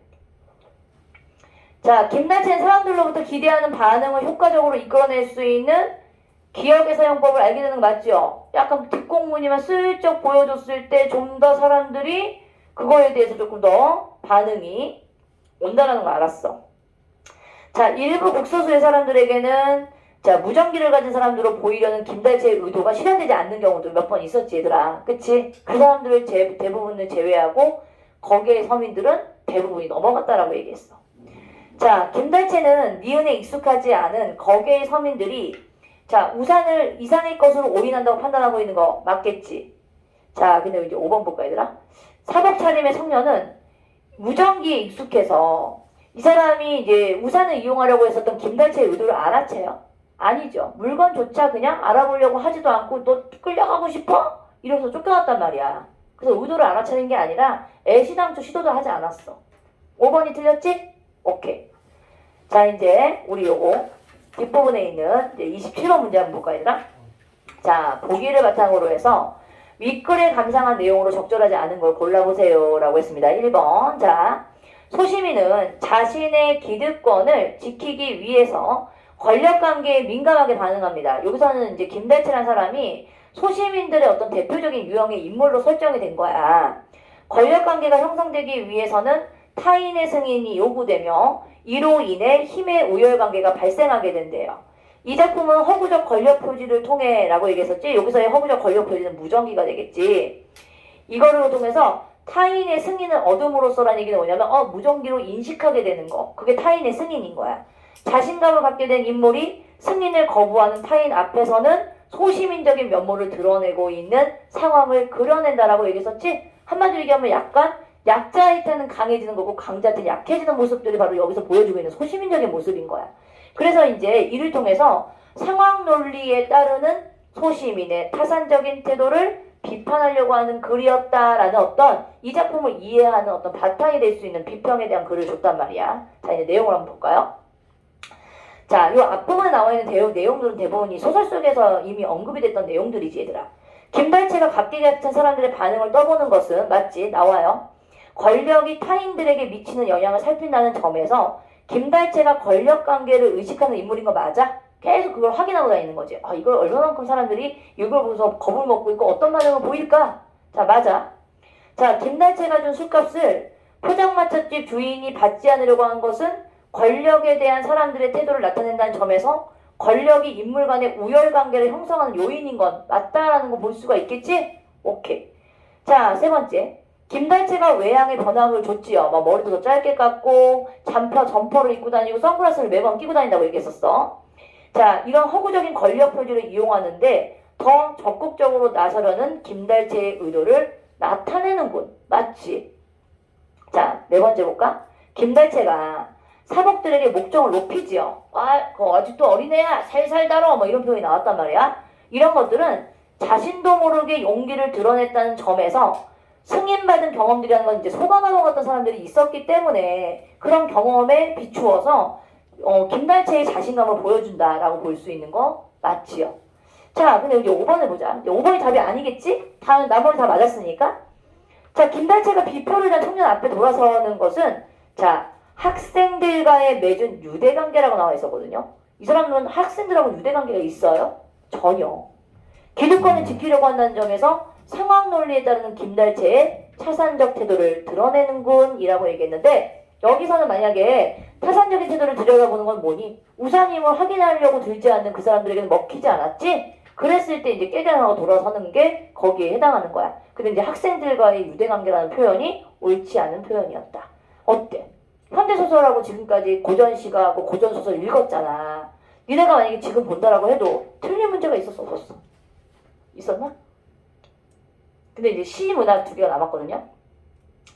여기서는 이제 틀릴 게 없었어. 근데 여기는 이제 시를 좀 볼게 얘들아. 시를 사실은 문제 자체의 선택지의 이 길이가 굉장히 많아. 그리고 실질적으로 문학에서 오답률이 많았던 문제가 얘였어. 이 문제가 오답률이 제일 높았고 나머지는 다 중하 정도 되는 난이도였다라고 보시면 됩니다. 자, 이거에 대한 걸 조금 주목해 주시고 그 다음에 우리 보시면 이제 묵하와 북창이라는 소재의 비교를 하고 있는 문제가 출제가 됐지. 이런 문제 자주 출제가 되고 있는 유형이지 요즘에. 자, 그 다음에 이제 21번 같은 경우에는 다에 대한 나. 그러니까 이건 수필 문학이 하나가 수록이 되어 있고 이번 수능에서도 시나리오하고 희곡은 출제가 되지 않았다. 그러니까 고전 수필이 출제가 됐고 수필이 출제가 되는 해는 시나리오하고 희곡은 출제가 되지 않아요. 자, 그 다음에 이제 산에 대한 화자의 태도라고 얘기했으니까 이거는 나에 대한 시를 감상하라는 내용이었고 그 다음에 여기서는 이제 우리가 보면 보기를 참고했을 때 가에 나와 있는 A부터 E까지를 감상한 내용으로 적절한 거거든. 사실은 문제가 어렵다기보다는 글자밥이 되게 많기 때문에 보자마자 약간 압박감이 들었을 법한 문학의 문제였었어. 그래서 한번 이제 읽어볼게 얘들아. 가부터 한번 읽어볼게요. 보시면 이 작품들이 지금 이제 연계 문제에 해당했었던 지문들이 아니야. 그래서 이번 수능에서는 문학이 탕공가를 제외하고서는 이제 EBS 연계에 해당했던 문제들이 아니라 다 비연계. 그 대신 이제 그 작가와 연관이 있었던 다른 작품들이 출제가 됐다라고 보면 되거든. 그럼 이제 우리 친구들이 선생님 안 배웠기 때문에 내가 이거를 못했습니다라고 얘기하면 말이 안 된다고 얘기했었지. 지금까지 이제 시라는 걸 공부했었던 걸 바탕으로 해서 작품 속에서의 이해를 어떻게 끌어낼 수 있을 것인가? 내가 처음 보는 작품이야. 한 번도 배운 적이 없다라고 치고 이제 이 가와 이런 작품들을 한번 읽어보는 거예요. 일단 제목을 보시면 이육사의 초과거든. 자, 일단 생소해. 그럼 이 문제를 풀기 위해서 나 같으면 먼저 이 19번의 문제를 먼저 한번 읽어보겠어. 이 보기의 지문을 읽어보게 되면 자, 보기를 참고했을 때 A에서 E까지에 대한 이해가 적절하지 않은 걸 골라라 라고 얘기했어. 자, 이육사의 초과를 발표하면서 이 제목이 뭐냐면 유폐된 지역에서라고 창작 정서를 밝혔습니다 라고 얘기했어요. 그러니까 유폐된 지역인 거는 뭔가 모르게 이제 자, 이곳에서는 그 오래된 떠나온 고향을 떠올려 시로 형상을 했대요. 그러면 결국은 뭐냐면 오래전 떠나온 고향이니까 되게 흐릿한 고향에 대한 기억들이 여기에서 드러날 수 있겠지. 고향이 없으니까. 자, 계절의 흐름에 따라서 처음 해보자. 이게 되게 중요한 포인트가 이거거든. 낭만적인 봄에서부터 시작을 해서 비극적인 겨울로 시상이 전개가 되고 있으면서 악화가 되고 있대요. 그러면서 이 악화되고 있는 일제강점기라는 어떤 시대 현실과 연관을 지어서 이 작품을 감상해야 되는 어떤 그 힌트를 주고 있단 말이야. 이해가지? 자, 그러면 이제 하나씩 보는 거야. 보통 이제 이런 문제가 나오면 자, 첫 번째 나와 있는 것들은 시 속에 나와 있는 정황이야. 다 묘사가 되어 있는 이런 표현들이 나와 있으니까 요 표현되고 있는 묘사들이 뒤에 있는 어떤 설명과 맞는지만 확인을 해보시면 되겠지. 자, 시를 한번 가볼게. 가시를 봅니다, 얘들아. 일단은요, 내가 이 시를 처음 접했을 때 느낌이 어떤지 보자, 얘들아. 구겨진 하늘은 묵은 얘기책을 편드시라고 얘기했으니까 묵은 얘기책이면 약간 오래된 얘기책. 묵으니까 오래된 얘기책. 오래된. 그리고 구겨진 하늘이라고 얘기했으니까 아마 이게 묵화가 그림이라고 치면 구겨져 있었던 거니까 이제 구겨진 하늘이라는 이런 이미지를 썼겠지. 자, 구겨진 하늘은 묵은 이야기책을 편듯 자, 거기에 그림의 풍경은 돌다물이 고성같이 둘러싼 산기슭. 이런 나왔어. 풍경이지 그냥. 그림에 보여져 있는. 왜? 왜 그림인지 어떻게 알아? 묵화란 말이 나왔잖아 얘들아. 수묵화. 거기에 그려져 있는 이 풍경은 구겨진 하늘이니까 이제 꼬깃꼬깃하게 구겨졌던 그림을 펼쳤을 때 구겨진 하늘, 그 다음에 묵은 얘기처럼 편듯이 돌다물이 고성같이 둘러싼 산기슭이 그 모습이야. 고향의 모습이야. 자, 근데 이런 표현도 좀 기억해야 되더라. 근데 박쥐 날의 밑에, 박쥐 날개거든? 박쥐는 근데 주로 언제 활동해? 낮에는 안 나오지. 박쥐 날개 밑에 황혼이 묻혀오면이라는 얘기는 시간적 배경으로 우리가 어떤 시간이 연상이 되니? 황혼이 묻혀온대. 저녁 시간이에요. 그러니까 시간의 흐름을 나타내고 있는 건데 이런 것들을 잘 찾아내야 돼. 시간의 흐름을 박쥐 날개 밑에 황혼이 묻혀온다라는 어떤 구체화, 시간적인 어떤 시간의 흐름을 구체적으로 형상화시켰구나라는 이런 표현들이 쓰였다라는 걸 시 속에서 찾아낼 수 있으면 돼. 사실은 내용을 정확히 모른다 하더라도 뭐야? 박쥐 날개 밑에 황혼이 묻혀온다는 게 무슨 뜻이지? 저녁이 됐구나. 초가집집마다 호롱불이 켜지고라는 얘기는 저녁 무렵이니까 이 불이 켜지겠지. 자, 고향을 풀인, 고향을 그린, 묵화, 한폭, 조미처라고 얘기했지? 조미쳤다는 건 오래될 거기 때문에 약간 이 좀벌레가 먹어가지고 뻥뻥 뚫려있는 모습도 있고 이런 거겠죠. 오래된 그림이란 뜻입니다.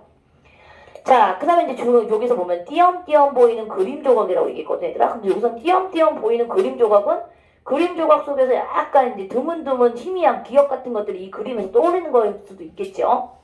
자, 이 그림은 어떤 거냐면 앞밭에 보리밭에 말매나무 캐러간 가시네는 가시네와 종될 소리에 반해 빈 바구니 차고 오기 너무나 부끄러워 술래짠 둣밤 위에 모매꽃이 피었고 얘들아 일단은 여기서 지금 보리밭이 나왔고 모매꽃이 피었고 라고 하는 거 보니까 그림의 풍경이 뭐의 이미지라고 볼 수 있지?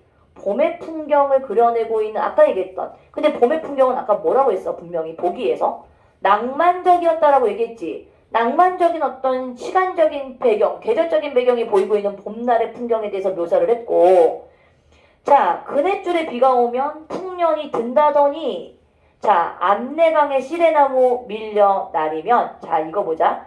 젊은이들은 젊은이와 뗏목을 타고 나갔다는 얘기는 뭐냐면 돈을 벌러 항구로 흘러간 몇 달에 자, 서리빨이 나온다는 건 얘는 언제겠어요? 가을 무렵 되겠지요. 서리빨이 나오고 서리빨 입이 져도 못 오면 바람이 분다라고 얘기했어. 자, 어때? 봄날에서 조금 더 시간이 흘러가고 있는 듯한 느낌이 들지? 뗏목을 타고 젊은이들은 돈을 벌러 나갔어. 그리고 가을이 돼도 못 오면 바람이 불어. 자, 그 다음에 이제 잘 보자 얘들아. 이 표현을 잠깐 보게 되면 피로 가꾼 이삭이라는 표현을 썼거든. 그러니까 땀 흘려서 기껏해서 만들었던 벼이삭이 참새로 날아간다는 얘기는 어떤 이미지를 연상하지? 이삭들을 참새가 주워 먹었다? 그럼 어떤 느낌 들어? 삐꾸들아? 아니 이삭을 참새들이 얘네들이 날아갔다는 얘기는 참새가 이 벼이삭을 가져왔다는 얘기인 거니까 아까 얘기했던 시대적인 배경과 연관을 지어보면 약간 수탈의 이미지하고 연관되지 않니? 그쵸? 참새가 피로 가꾼 이삭이 참새로 날아가고 자 그 다음에 이제 이 곰처럼 어린 놈이 북극을 꿈꾼다는 얘기 잘 보시면 너희가 아마 이게 도대체 무슨 말인지 모를 거야. 일단은 표현은 곰처럼 어린 놈이라고 얘기했던 건 미련하지 곰이. 그러니까 미련하다는 얘기는 좋게 얘기하면 순수하다 아니면 순진하다. 왜냐면 어린아이니까.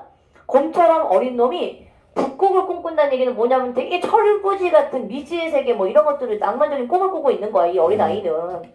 자 근데 뭐니? 늙은이는 늙은이와 싸우는 입김도 라고 얘기했어. 그러니까 늙은이는 늙은이들하고 그냥 앉아가지고 입집만 그냥 계속 말로만 싸우는 거야. 탁상공론 의미 없는.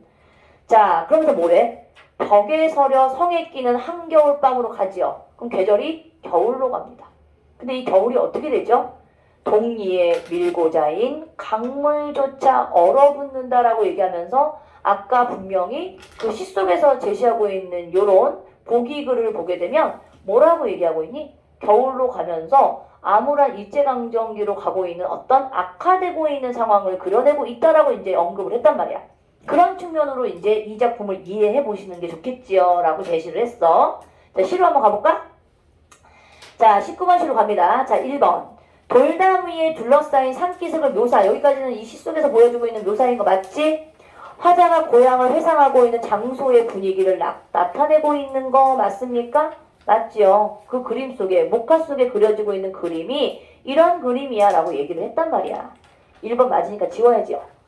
자, 두 번째 볼까 얘들아?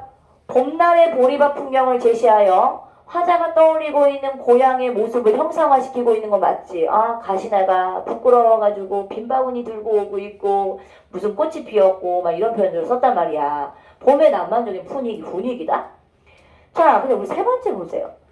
전체적인 보기 글에서는 어떤 희망적인 내용으로 가기보다는 시상을 전개하여 악화되어 가고 있는 일제강점기라고 얘기를 했는데 시에서 고향 사람들이 기대하던 안내강 전경을 묘사해서 화자의 소망이 이루어졌다라고 얘기했는데 너무 뜬금포지 않니? 그치? 그래서 3번이 일단 답이 안 돼 보이는 답이 딱 보여. 아니 지금 일제강점기라는 거를 아무라 현실이라는 걸 언급을 했는데 소망이 이루어졌다라고 얘기하게 되면 너무 말이 안 맞죠? 자, 네 번째 볼까? 자, 풍족한 결실을 거두지 못한 상황에서 아까 얘기했잖아. 그 이삭이 피로 가꾼 이삭이 참새로 날아간다.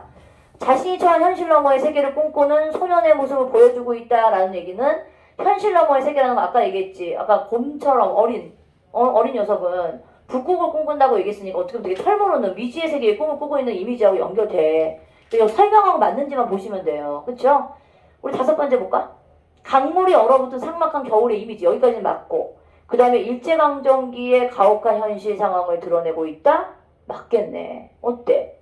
되게 쉽게 풀리는 문제였어 생각보다. 자, 두 번째 갑니다. 두 번째 시를 보게 되면 이제 산에 대한 화자의 태도니까 나의 시를 보면 좋겠죠. 조성준 다 아나? 너무 쉬워가지고 자는 거지? 어디 저 새끼 다음 시간에는 아예 그냥 수능에 문학 문제만 뒷대를 줘봐야지 한번. 하나라도 틀릴 때만 때리는 거야. 이건 네가 해석해봐. 나시. 저 연필 배고 자고 있길래 너 그러다 머리 구멍 나. 삽살아, 나시를 좀 봐봐. 자, 오늘 북창을 열어. 창문을 열었대. 자, 장거리 등을 지고라고 얘기했지 얘들아. 그럼 장거리면 어딜까? 장거리는 어디예요? 시장. 장거리를 등지고 산을 향하여 앉은 뜻은이라고 얘기했지. 그러니까 북창을 열어서 시장 사람들이 모여있는 장거리를 등을 지고 산을 향해 앉은 뜻은이라고 얘기했지. 그럼 화자가 지금 어디를 향해 앉아있다는 거니? 산을 향해 앉아있는 뜻은 자, 장거리는 바로 이제 속세, 세상의 공간. 세상 속을 얘기하는 거고 속세의 공간이라고 볼 수 있는 이유가 뭐냐면 산을 등지고 그러니까 장거리를 등지고 산을 바라봤다라고 했으니까 대비적인 공간이라는 게 느껴지는 겁니다. 표현에서. 근데 이 사람은 어떻게 보냐면 사람들은 맨날 변에 쌓지만 태고로부터 푸르러 온 산이 아니냐? 그러면 태고로부터 푸르러 온 산이라는 건 변했다는 걸 변하지 않다는 얘기야. 변하지 않는다는 거지. 사람들은 변하지만 산은 늘 푸르러. 자, 일단 벌써 자연과 인간의 세상이 대비적인 요소로 지금 배치가 되고 있다는 게 느껴지지. 그래서 온산이 아니냐라고 하는 의문형, 선의적인 문장의 형태를 보이고 있어. 자, 고요하고 너그러워서 자, 이 수라는 단어의 한자를 좀 알면 좋겠지요. 이게 무슨 숫자야? 우리 이거 무슨 숫자인지 아는 친구. 장수하다. 오래 산다는 뜻이거든. 그러니까 산이라는 존재가 고요하고 너그러워서 오래 사는 데다가 자, 보옥이면 뭐니? 아주 보물스럽고 가치 있는 것을 갖고도 자랑하지 않는 겸허한 산. 자, 스탑. 자랑하지 않고 겸허한데. 자, 여기서 그럼 우리는 산에 대한 이 화자의 관점은 어떤 태도로 산을 바라보고 있는 거지? 지금 쓰고 있는 단어 봐봐. 태고로부터 푸르렀어. 고요하고 너그럽고 오래 살아. 보옥을 가지고 있으면서도 얘는 겸손해. 겸허해. 어때? 어떤 태도? 오케이. 예찬적 태도예요. 마음이 본시 산을 사랑해. 자, 그러면 뭐라는 줄 알아? 평생 산을 보고 산을 배운대. 일단 대구의 형식도 보이고 그러면서 그 품의 안에서 자라나 거기에가 또 묻히린이라고 얘기해. 그러니까 산속에서 태어나고 산속에 묻히고 결국은 이 사람은 삶과 죽음을 삶과 함께 하겠다라는 어떤 이 모습이 보여지는 거지. 산이라는 공간은 나에게 이런 존재야. 자, 내 이승과 낮과 저승의 밤에 자, 아라이라는 단어 몰라도 괜찮지요. 왜냐면 아라이는 사실은 이게 산 모퉁이에 이게 봉우리 쏙 솟아나와 있는 이 모습을 의미하고 있는 단어인데 얘가 몰라도 아하라에 뻗쳐 있어 다리 놓은 산이래. 그럼 얘들아, 이승과 저승에 이런 다리를 놓을 수 있는 산인 거는 산은 뭐니? 나를 태어나게 하고 나를 품고 내가 죽어서도 산에 묻히고 결국은 나와 나의 삶과 같이 하고 있는 존재인 거 아니야. 뻔한 지금 어떤 내용을 할 것인지 보이지? 자, 그래서 뭐라고 하냐면 내 품이 내 고향인 그리운 산아라고 불러요. 마지막에 그리운 산이라고 얘기했고 산아 하고 불렀지. 얘 뭐야? 혹격조사지. 일단 의인아. 야, 너희는 이렇게 어떤 자연의 대상이나 이런 대상들을 불렀잖아. 산아 이렇게 불렀다는 얘기는 자연의 대상을 불렀어. 의인화시켰다고 볼 수 있는 거 맞아. 알겠지? 그러면서 너는 내 품이 내 고향이고 그리운 산이야. 그러면서 미역지 한 이파리 산긋한 산내음 산에서도 오히려 자 이거 들어보자. 산에서도 오히려 산을 그리며 산대. 무슨 법이야?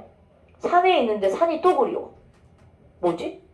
역설이지? 야 산에 있는데 산이 오히려 그립대. 그러면서 뭐 하는 줄 알아? 꿈 같은 산 정기를 그리워하며 산다라고 얘기하는 거니까 이런 역설적 발상을 통해서 그리움의 감정을 강조하고 있구나. 너희가 읽으면서 이런 정도의 내용은 파악할 수 있으셔야 된다는 얘기예요. 특별한 해석이 있는 게 아닌 거죠. 쓰여져 있는 표현을 통해서 아 여기서 쓰이고 있는 표현들이 보이는구나 라는 거야. 그럼 문학을 좀 접근하는 게 조금 더 자신감 있게 접근할 수 있다. 왜냐면 친구들이 생각보다 비문지문은 그 내용 안에 정보가 있기 때문에 잘 찾아내는 친구들이 있는 반면에 생각보다 문학을 너무 광범위하게 접근하다 보니까 문학을 되게 많이 실수로 틀리는 경우가 있거든. 근데 이제 내용을 잘 파악하고 읽고 그 안에 표현되고 있는 것들만 세세하게만 조금 파악할 수 있으면 접근하는 게 어렵지 않아. 연습을 하면 좁힐 수 있어. 충분히. 그럼 보자 얘들아.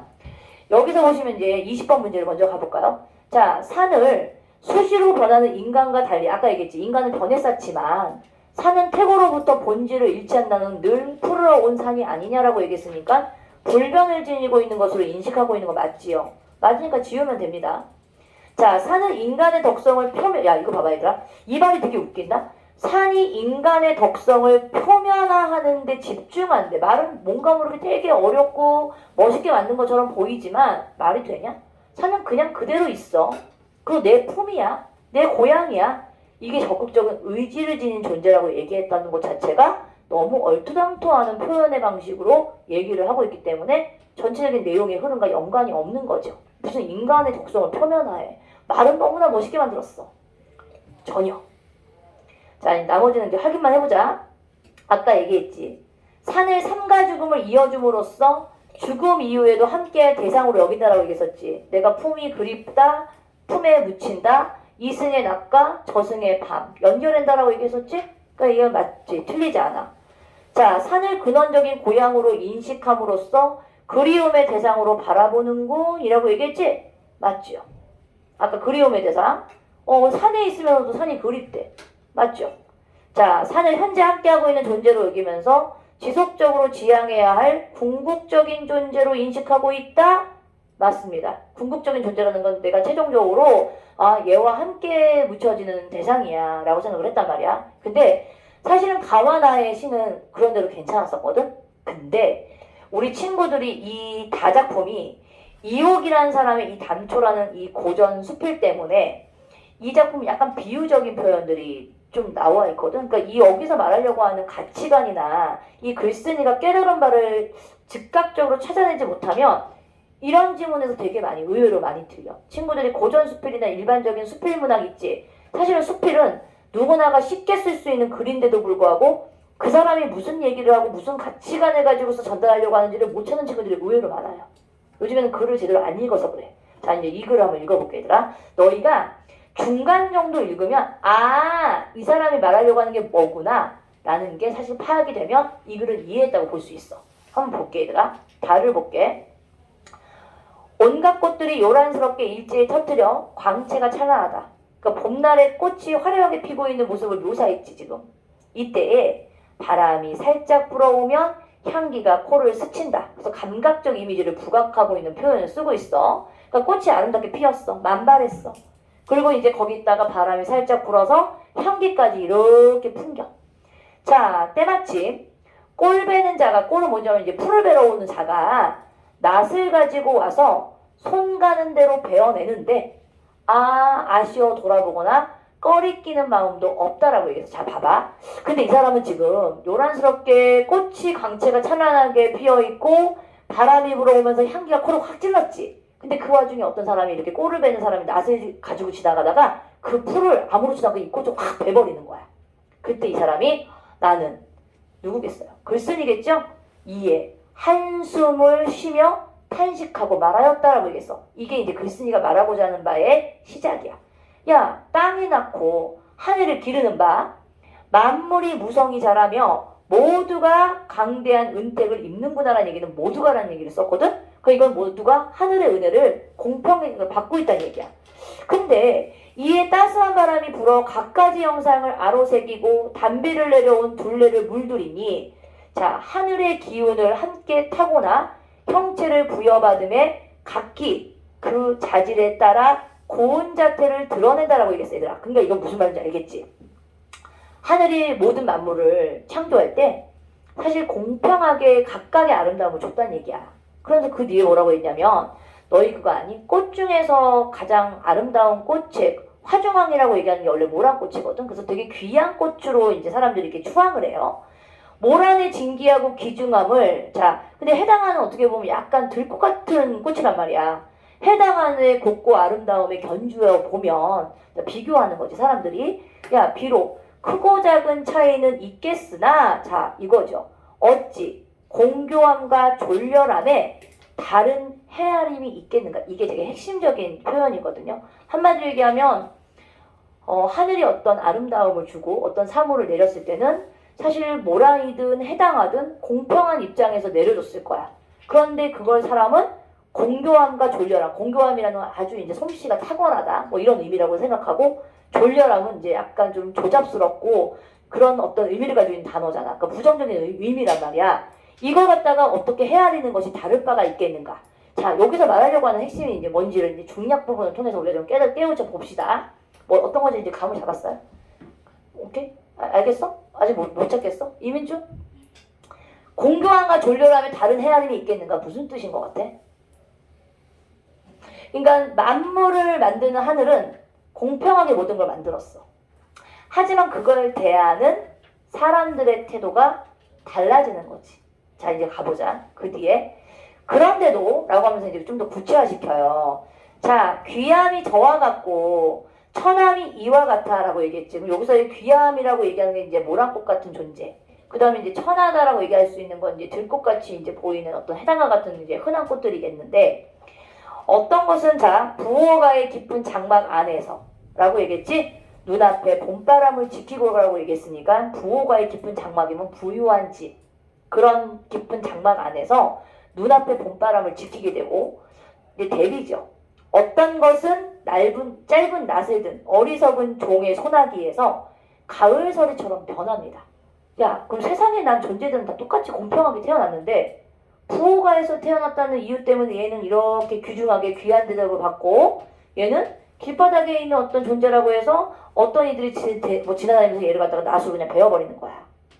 자, 어찌된 일인가? 의문을 제기해. 자, 뜰악이라는 건 이제 뜰입니다. 자, 뜰악은 사람 가까이에 있고, 자, 교회는 저 야외, 저 바깥에 있는 곳이 지금 뜰악과 이 교회도 역시 대비가 되는 공간이겠지. 땅은 멀리 막혀 있어 가까운 것은 친하기 쉽고, 멀리 있는 것은 약간 두렵고 싫어하는 하기 때문이 아니겠는가? 아니면 요한과 위자라고 얘기했던 건 이건 약간 아까 얘기했던 이제 귀한 모란의 어떤 귀한 품종을 얘기한다. 성씨가 존엄한데 범상한 화초라는 건 무슨 말이야, 얘들아? 범상한 화초. 범상은 평범한 화초로 얘기하는 거지. 그러니까 범상치 않다는 게 이제 평범하지 않다는 뜻인 거고, 범상한 화초면 평범한 화초는 이름이 없으며 성씨가 존엄한 것은 곱게 빛나는데 이름이 없는 것들은 먼 데서 이주해온 백성 같은 존재이기 때문인가? 계속 의문을 제기해. 한마디로 얘기하면 야, 그러면 존귀하다라는 것은 뭐 곱게 빛나서? 그 다음에 이제 얘네들은 천하다고 얘기하는 게 먼데 이주해온 백성 같아서? 멀리 있기 때문에? 막 이렇게 의문을 제기해. 아니면 뿌리가 깊은 것은 종족이 번성하는데 빽빽히 늘어선 것은 가늘고 작으며 높고 큰 것은 높은 자리에 있고 가늘고 작은 것들은 들판에 있기 때문인가? 계속 뭐 하는 거지? 대비를 이루고 있는 것들에 대한 것들을 의문을 제기하면서 물어보고 있는 형식을 취하고 있죠. 그러면서 뭐라고 하냐면 거기서 이제 뭐냐면 깨달아요. 아, 나와 집약하지. 자신의 어떤 깨달은 바가 여기에 몰려. 아, 낳는 것은 하늘에 달려 있으나 영화롭게 하는 것은 인간에 달려 있다는 얘기는 무슨 말이냐면 하늘이 태어나게 했으나 그걸 대하는 인간의 태도에 따라서 그 사물에 대한 이런 것들이 달라지고 있구나라는 거니까 누구를 지금 지적하고 있는 거지? 인간의 태도에 대해서 지적하고 있는 거예요. 자, 하늘은 왜? 사사로움이 없기에 그 조화가 균일하다는 얘기는 뭐냐면 사사로운 감정을 가지고 이것들을 사물을 이 세상에 내린 게 아닐 거 아니야? 그래서 균등하게 이것들을 만들었대. 그런데 인간은 널리 베풀지 못함으로라는 거는 이건 인간이 가지고 있는 한계란 말이야. 그래서 소원함도 있다는 얘기는 조금 이제 이들을 갖다가 조금 이제 귀하게 다루지 않을 경우도 있고 그 다음에 친함도 있는 것이다라고 얘기했지. 이건 바로 누구니? 인간의 속성 때문에 이럴 수도 있다는 얘기야. 자, 하늘이 이미 낳아주었는데 또 어찌 사람이 영화롭게 하고 영화롭지 못하게 한다고 원망하겠는가? 그치? 나에게는 비록 감정이 있지만 풀에는 감정이 없으니 라고 얘기해. 그래서 이 사람이 마지막에 뭐라고 얘기했는지 알아? 똑같은 풀이다. 근데 그것이 소의 목구멍을 채우는 것과 나비로 하여금 다투어 찾도록 하는 것을 어찌 달리 보겠는가? 결국은 풀에는 감정이 없어. 하지만 어떤 풀은 소의 여물이 되는 거야. 그리고 어떤 풀은 나비를 날아들게 만드는 아름다운 풀인 거야. 하지만 이것들은 뭐냐면 하늘이 이렇게 차별을 해서 내려준 것들이 아니라 그걸 대하는 인간의 뭐에 따라서 태도에 따라서 달라지는 거야 라는 걸 얘기하고 있는 거예요. 자, 이걸 깨달았다면 자, 이 글은 찾아낼 수 있습니다. 자, 이제 밑에 있는 글을 먼저 가볼까요? 우리는 이제 가부터 다까지의 글을 다 읽었어요. 가에서 일단 현실적인 문제 해결의 실마리를 조화로운 공동체라는 말을 얘기했는데 지금 이 사람의 얘기가 지금 일제강점기에 암울한 현실로 가고 있는데 지금 조화로운 공동체 이런 얘기 언급도 안 됐지. X. 자, 나에서는 현실에 대한 부정적인 인식을 바탕이라고 얘기했는데 나에서 현실을 부정적으로 인식하고 있는 부분이 없거니와 앞날에 대한 회의라는 거는 어떤 미래가 약간 불투명하고 좋지 않아 이렇게 생각하고 있는 부분도 드러나 있지 않지? 산에 묻히고 싶고 산을 그리워하는데 그런 내용이 나오니? 우러러보고 예찬하고 있는데 자, 이제 보자 얘들아. 다에서는 자연과 인간의 관계를 살펴 자연을 바라보고 있는 인간의 태도에 대해서 성찰을 드러내고 있다. 이거 좀 맞지? 인간의 어떤 자세, 어떤 대상을 자연을 대하고 있는 인간의 태도에 대한 어떤 성찰 가능할 수 있을 것 같아. 그치? 3번 일단 좀 빼놔보시고 나머지도 확인해볼까요? 가와 다는 모두 자연물이 쇠락하는 과정을 제시하여 무상함 없습니다. 자, 가나 나에서는 모두 자연과의 교감, 장소에 대한 낙관적 전망, X. 일단 가에서부터가 낙관적인 전망이 보이지 않고 있기 때문에 거기에 해당하지 않아서 일단 지워버리는 거예요. 이해가시죠? 이런 식으로 하게 되면 답을 어디? 3번밖에 없지. 자, 나머지 가보자 이제.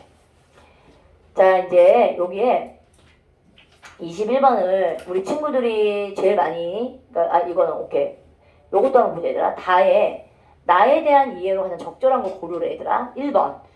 꽃의 공교함과 졸렬함을 판단할 때는 꽃의 형체보다 쓰임새의 기준은 이거는 너희가 제대로 읽었으면 지금 쓰임새 얘기하는 거 아니지. 이 사람들의 기준은 얘네들의 문제가 아닌 거야. 인간의 관점에 따라 달라지는 거기 때문에 이런 얘기 없지. 근데 화초의 기한과 처남에 대한 평가 이거는 본성에 맞게 이름이 부여됐느냐에 달려있는 거야. 얘는 예쁘게 태어났기 때문에 이런 귀한 이름을 받고 쟤는 멀리 교회에 떨어졌기 때문에 천한 이름을 받고 이 얘기야? 그건 아니지. 자, 풀을 영화롭게 만드는 주체는 인간이 아니라 하늘이어야 한다는 깨달음을 드러내는 거야. 하늘로 인하여 이 사람이 지금 얘기하려고 하는 건 하늘이 이렇게 부여했어 이걸 깨닫는 게 아니지. 하늘은 공평하게 줬으나 저들이 공평하지 않은 건 인간의 태도의 문제야라는 걸 지적하고 있기 때문에 이 부분은 아니야. 자, 그럼 하늘의 입장에서 보면 모든 풀은 조화가 균일한 존재로서 여기까지 맞죠? 가치의 우열을 가지지 않는다고 생각한다.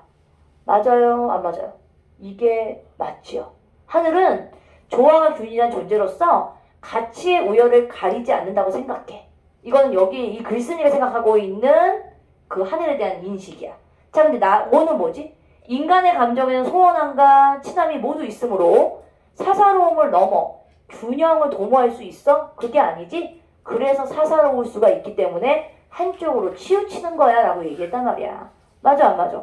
여기까지를 너희가 잘 보게 되면 아, 문학 틀리지 않고 풀 수 있겠구나 라고 느낄 수 있을 거야. 이제 마지막 문제 가볼게. 자, 여기서만 보면은 마지막 문제가 아니에요. 쏘리. 묵화와 북창이 나왔어 얘들아. 이제 소재를 물어보는 문제인데 니네가 사실은 이 시 작품과 문학 작품이 조금 너희가 봤을 때는 조금 어렵게 쫄아 보이는 느낌은 아까도 얘기했지만 글밥이 많기 때문에 그런 느낌이 든다라고 얘기했었지. 잘 읽어보시면 그렇게 어렵지 않아요. 얘들아, 묵화와 박쥐날개의 이미지는 오래된 그림, 그 다음에 박쥐날개는 어두워지고 있는 황혼의 이미지 연결이 돼. 그럼 고향의 어두운 분위기 가능해요? 가능해요. 그 다음에 북창이라는 바라본 산의 품에 주목하여 산이 주는 아늑함, 품에 안겨보리라 아니면 품이 좀 포근하다 이런 표현 나오지. 그 품이라는 표현이 나오니까 일단 1번은 조금 제껴놔봐. 나머지 것들을 좀 확인해보자는 거야. 자, 일단은 묵화는 황혼이 상징하고 있는 현실적 상황. 근데 사실 황혼은 그냥 저녁 무렵의 풍경을 모사했기 때문에 이게 어떤 현실적 상황으로 너무 이렇게 갈 필요가 없어. 그 다음에 북창은 저승의 밤이 의미하는 절망적 상황이라고 얘기했는데 이 사람은 저승의 밤을 절망적인 상황으로 얘기한 게 아니라 살아서도 죽어서도 삶과 함께 하겠다는 의미로 쓰였기 때문에 절망적인 이미지 아니지. 자, 근데 우리 가를 보자 얘들아. 묵화에서 좀이 쳐졌다는 것은 화자가 고향에 대한 느끼는 세월의 깊이가 아니라 이 그림이 조금 오래되었다. 그래서 드문드문 끊어져 있는 어떤 단편적인 기억들을 의미하는 거지 고향에 대한 느끼는 세월의 깊이라고 얘기할 수는 없고, 그 다음에 북창이라는 공간을 봤을 때 이 사람은 산에 대한 이미지가 처음부터 끝까지 예찬의 태도로 바라보고 있기 때문에 인식이 변화되고 있는 부분은 보이지 않아요. 맞죠? 그 다음에 우리 4번 보시면 묵화에서 그림 조각이라고 나와 있지 얘들아. 이거는 고향이 분절된 이미지라기보다는 이 사람의 기억 속에 단편 모여있는 기억의 단편이라고 봐야 돼. 그래서 이건 고향의 분절이라는 표현은 적절하지 않다. 자, 북창을 여러 산을 보고 있다는 것은 선망하는 세계와 분리된 이미지 전혀 아니지. 오히려 이 북창을 통해서 자신이 추구하고 있는 산의 이미지를 바라보고 있단 말이야. 자, 5번 가에서 묵화에 그려진 몸의 꽃의 부끄러움의 정서를 나에서는 북장을 통해 본 보옥의 야 무슨 안타까움이야 지금. 그치? 그럼 답이 몇 번밖에 없냐? 아까 1번을 조금 우리가 유력하다 생각했던 예 부분밖에 답이 될 게 없지요. 나머지를 살펴보시는 겁니다. 자, 이제 23번. 자, 이거 한번 볼까요? 이 문제가 무슨 문제냐면 잘 봐. 보기를 참고했을 때 가에서 닭까지의 감상한 내용으로 적절하지 않은 걸 고르래. 이 문제가 오답률이 되게 높았어. 문학 중에서는 약간 문장의 난이도가 상이라고 받고 정답률이 한 48% 정도? 이 정도 나왔던 문제니까 오답률이 높았던 문제인 거야.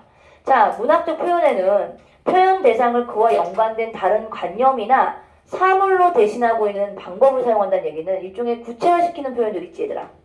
근데 여기에는 사물의 속성을 실체를 대신하거나 대상의 한 부분으로 전체를 대신하는 것 등이 포함돼. 자, 이러한 방법들은 서로가 혼재되기도 하면서 구체적이고 생생한 이미지와 분위기를 불러일으킵니다 라고 얘기했거든. 그러니까 한마디로 얘기하면 이러한 어떤 이미지를 구체화시키는 것들을 통해서 여러 가지 어떤 방법들을 좀 더 생생하게 이거를 떠올릴 수 있게 만든대.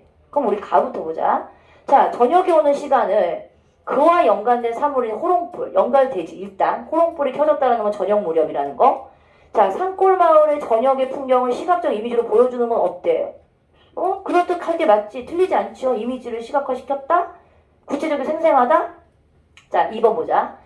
가에서 고향에 머무르지 못하고 객지로 떠나고 있는 현실을 뗏목을 타고 흘러가는 것과 연관지어 나타냈어. 그치? 젊은이들이 뗏목을 타고 돈을 벌러 나간다고 얘기했었지? 그럼 이건 삶의 불안정성을 구체적인 이미지로 뗏목이라는 이미지를 통해서 드러내고 있다라고 해석을 해도 맞을 것 같아. 왜냐면 여기서 지금 구체적이고 생생한 이미지를 표현했다고 얘기했으니까 틀리지 않지요.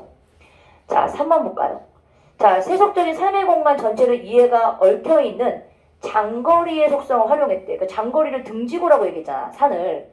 그냥 인심이 쉽게 변한다는 세속적인 공간의 분위기를 환기시킨다라고 얘기했으니까 언뜻 보면 선생님 얘가 지금 이게 맞나요? 근데 맞는 게 아까 얘기했잖아. 인간은 변하고 자연은 변하지 않는다라는 것들의 대비적인 이미지로 봤을 때 장거리라는 공간을 인간이 살고 있는 세속적인 공간으로 이미지화 시켰다는 게 맞을 수 있지. 구체적인 공간. 맞아요. 틀리지 않아요. 그냥 우리 4번 볼까요? 다에서 기한 대우를 받는 삶을 그러한 속성을 가진 부호가의 깊은 장막 안으로 나타낸 것까지 맞아. 맞지? 왜냐면 야 부호가의 깊은 장막 안에 있는 것은 따뜻한 봄바람을 맞이하고라고 얘기했는데 근데 이게 인간과 가까운 공간의 적막한 분위기를 환기시키는 게 중점적인 거니? 그 얘기를 하려고 하는 게 아니었던 거지. 그러니까는 그런 대접을 받고 있는 것들을 좀 이미지화 시켰을 뿐이지 인간과 가까이에 있는 공간에 적막한 공간을 불러일으키기 위한 소재로 쓰인 게 아니라는 거죠. 그래서 일단 답은 이것 때문에 틀렸고 자, 5를 보세요. 자, 소와 나비의 행위와 연관지어 나타냄으로써 하찮게 취급되는 풀과 귀하게 여겨지는 풀의 차이를 구체적인 이미지로 보여주고 있는 거 맞지?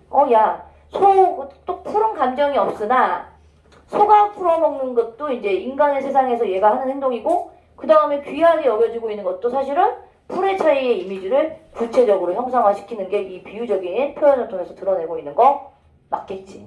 자, 이 문제가 상당히 일단 글자가 많고 그 다음에 이제 정확하게 이 글을 이해하지 못했을 경우에는 4번의 답을 골라내지 못했던 경우가 있었을 건데 중요한 포인트는 사실은 인간과 가까운 공간이라는 곳이 여기서 중요한 작용을 하고 있는 그 포커스가 아니었기 때문에 사실은 답이 4번이 틀린 답이 되는 거예요. 이해 가셨죠? 자, 일단은 얘들아 수능에 나와 있는 문학들이 이런 식으로 조금 접근하는 방법들 내가 처음 보는 작품이지만 차근차근 읽어나가게 되면 충분히 해결할 수 있다라는 거 이것들을 조금 너희들이 좀 느꼈으면 좋겠고 아니 어디 벌써 가세요. 아직 선생님 끝나지도 않았는데 알겠죠? 자 이제 우리 그 국불교재 다음 주 숙제를 나눠줄 테니까 다음 주에 숙제 잘해가지고 오시고 오케이? 다음 주에는 이제 국불과제에서 좀 중요한 부분도 설명 좀 할 거야. 여기까지 일단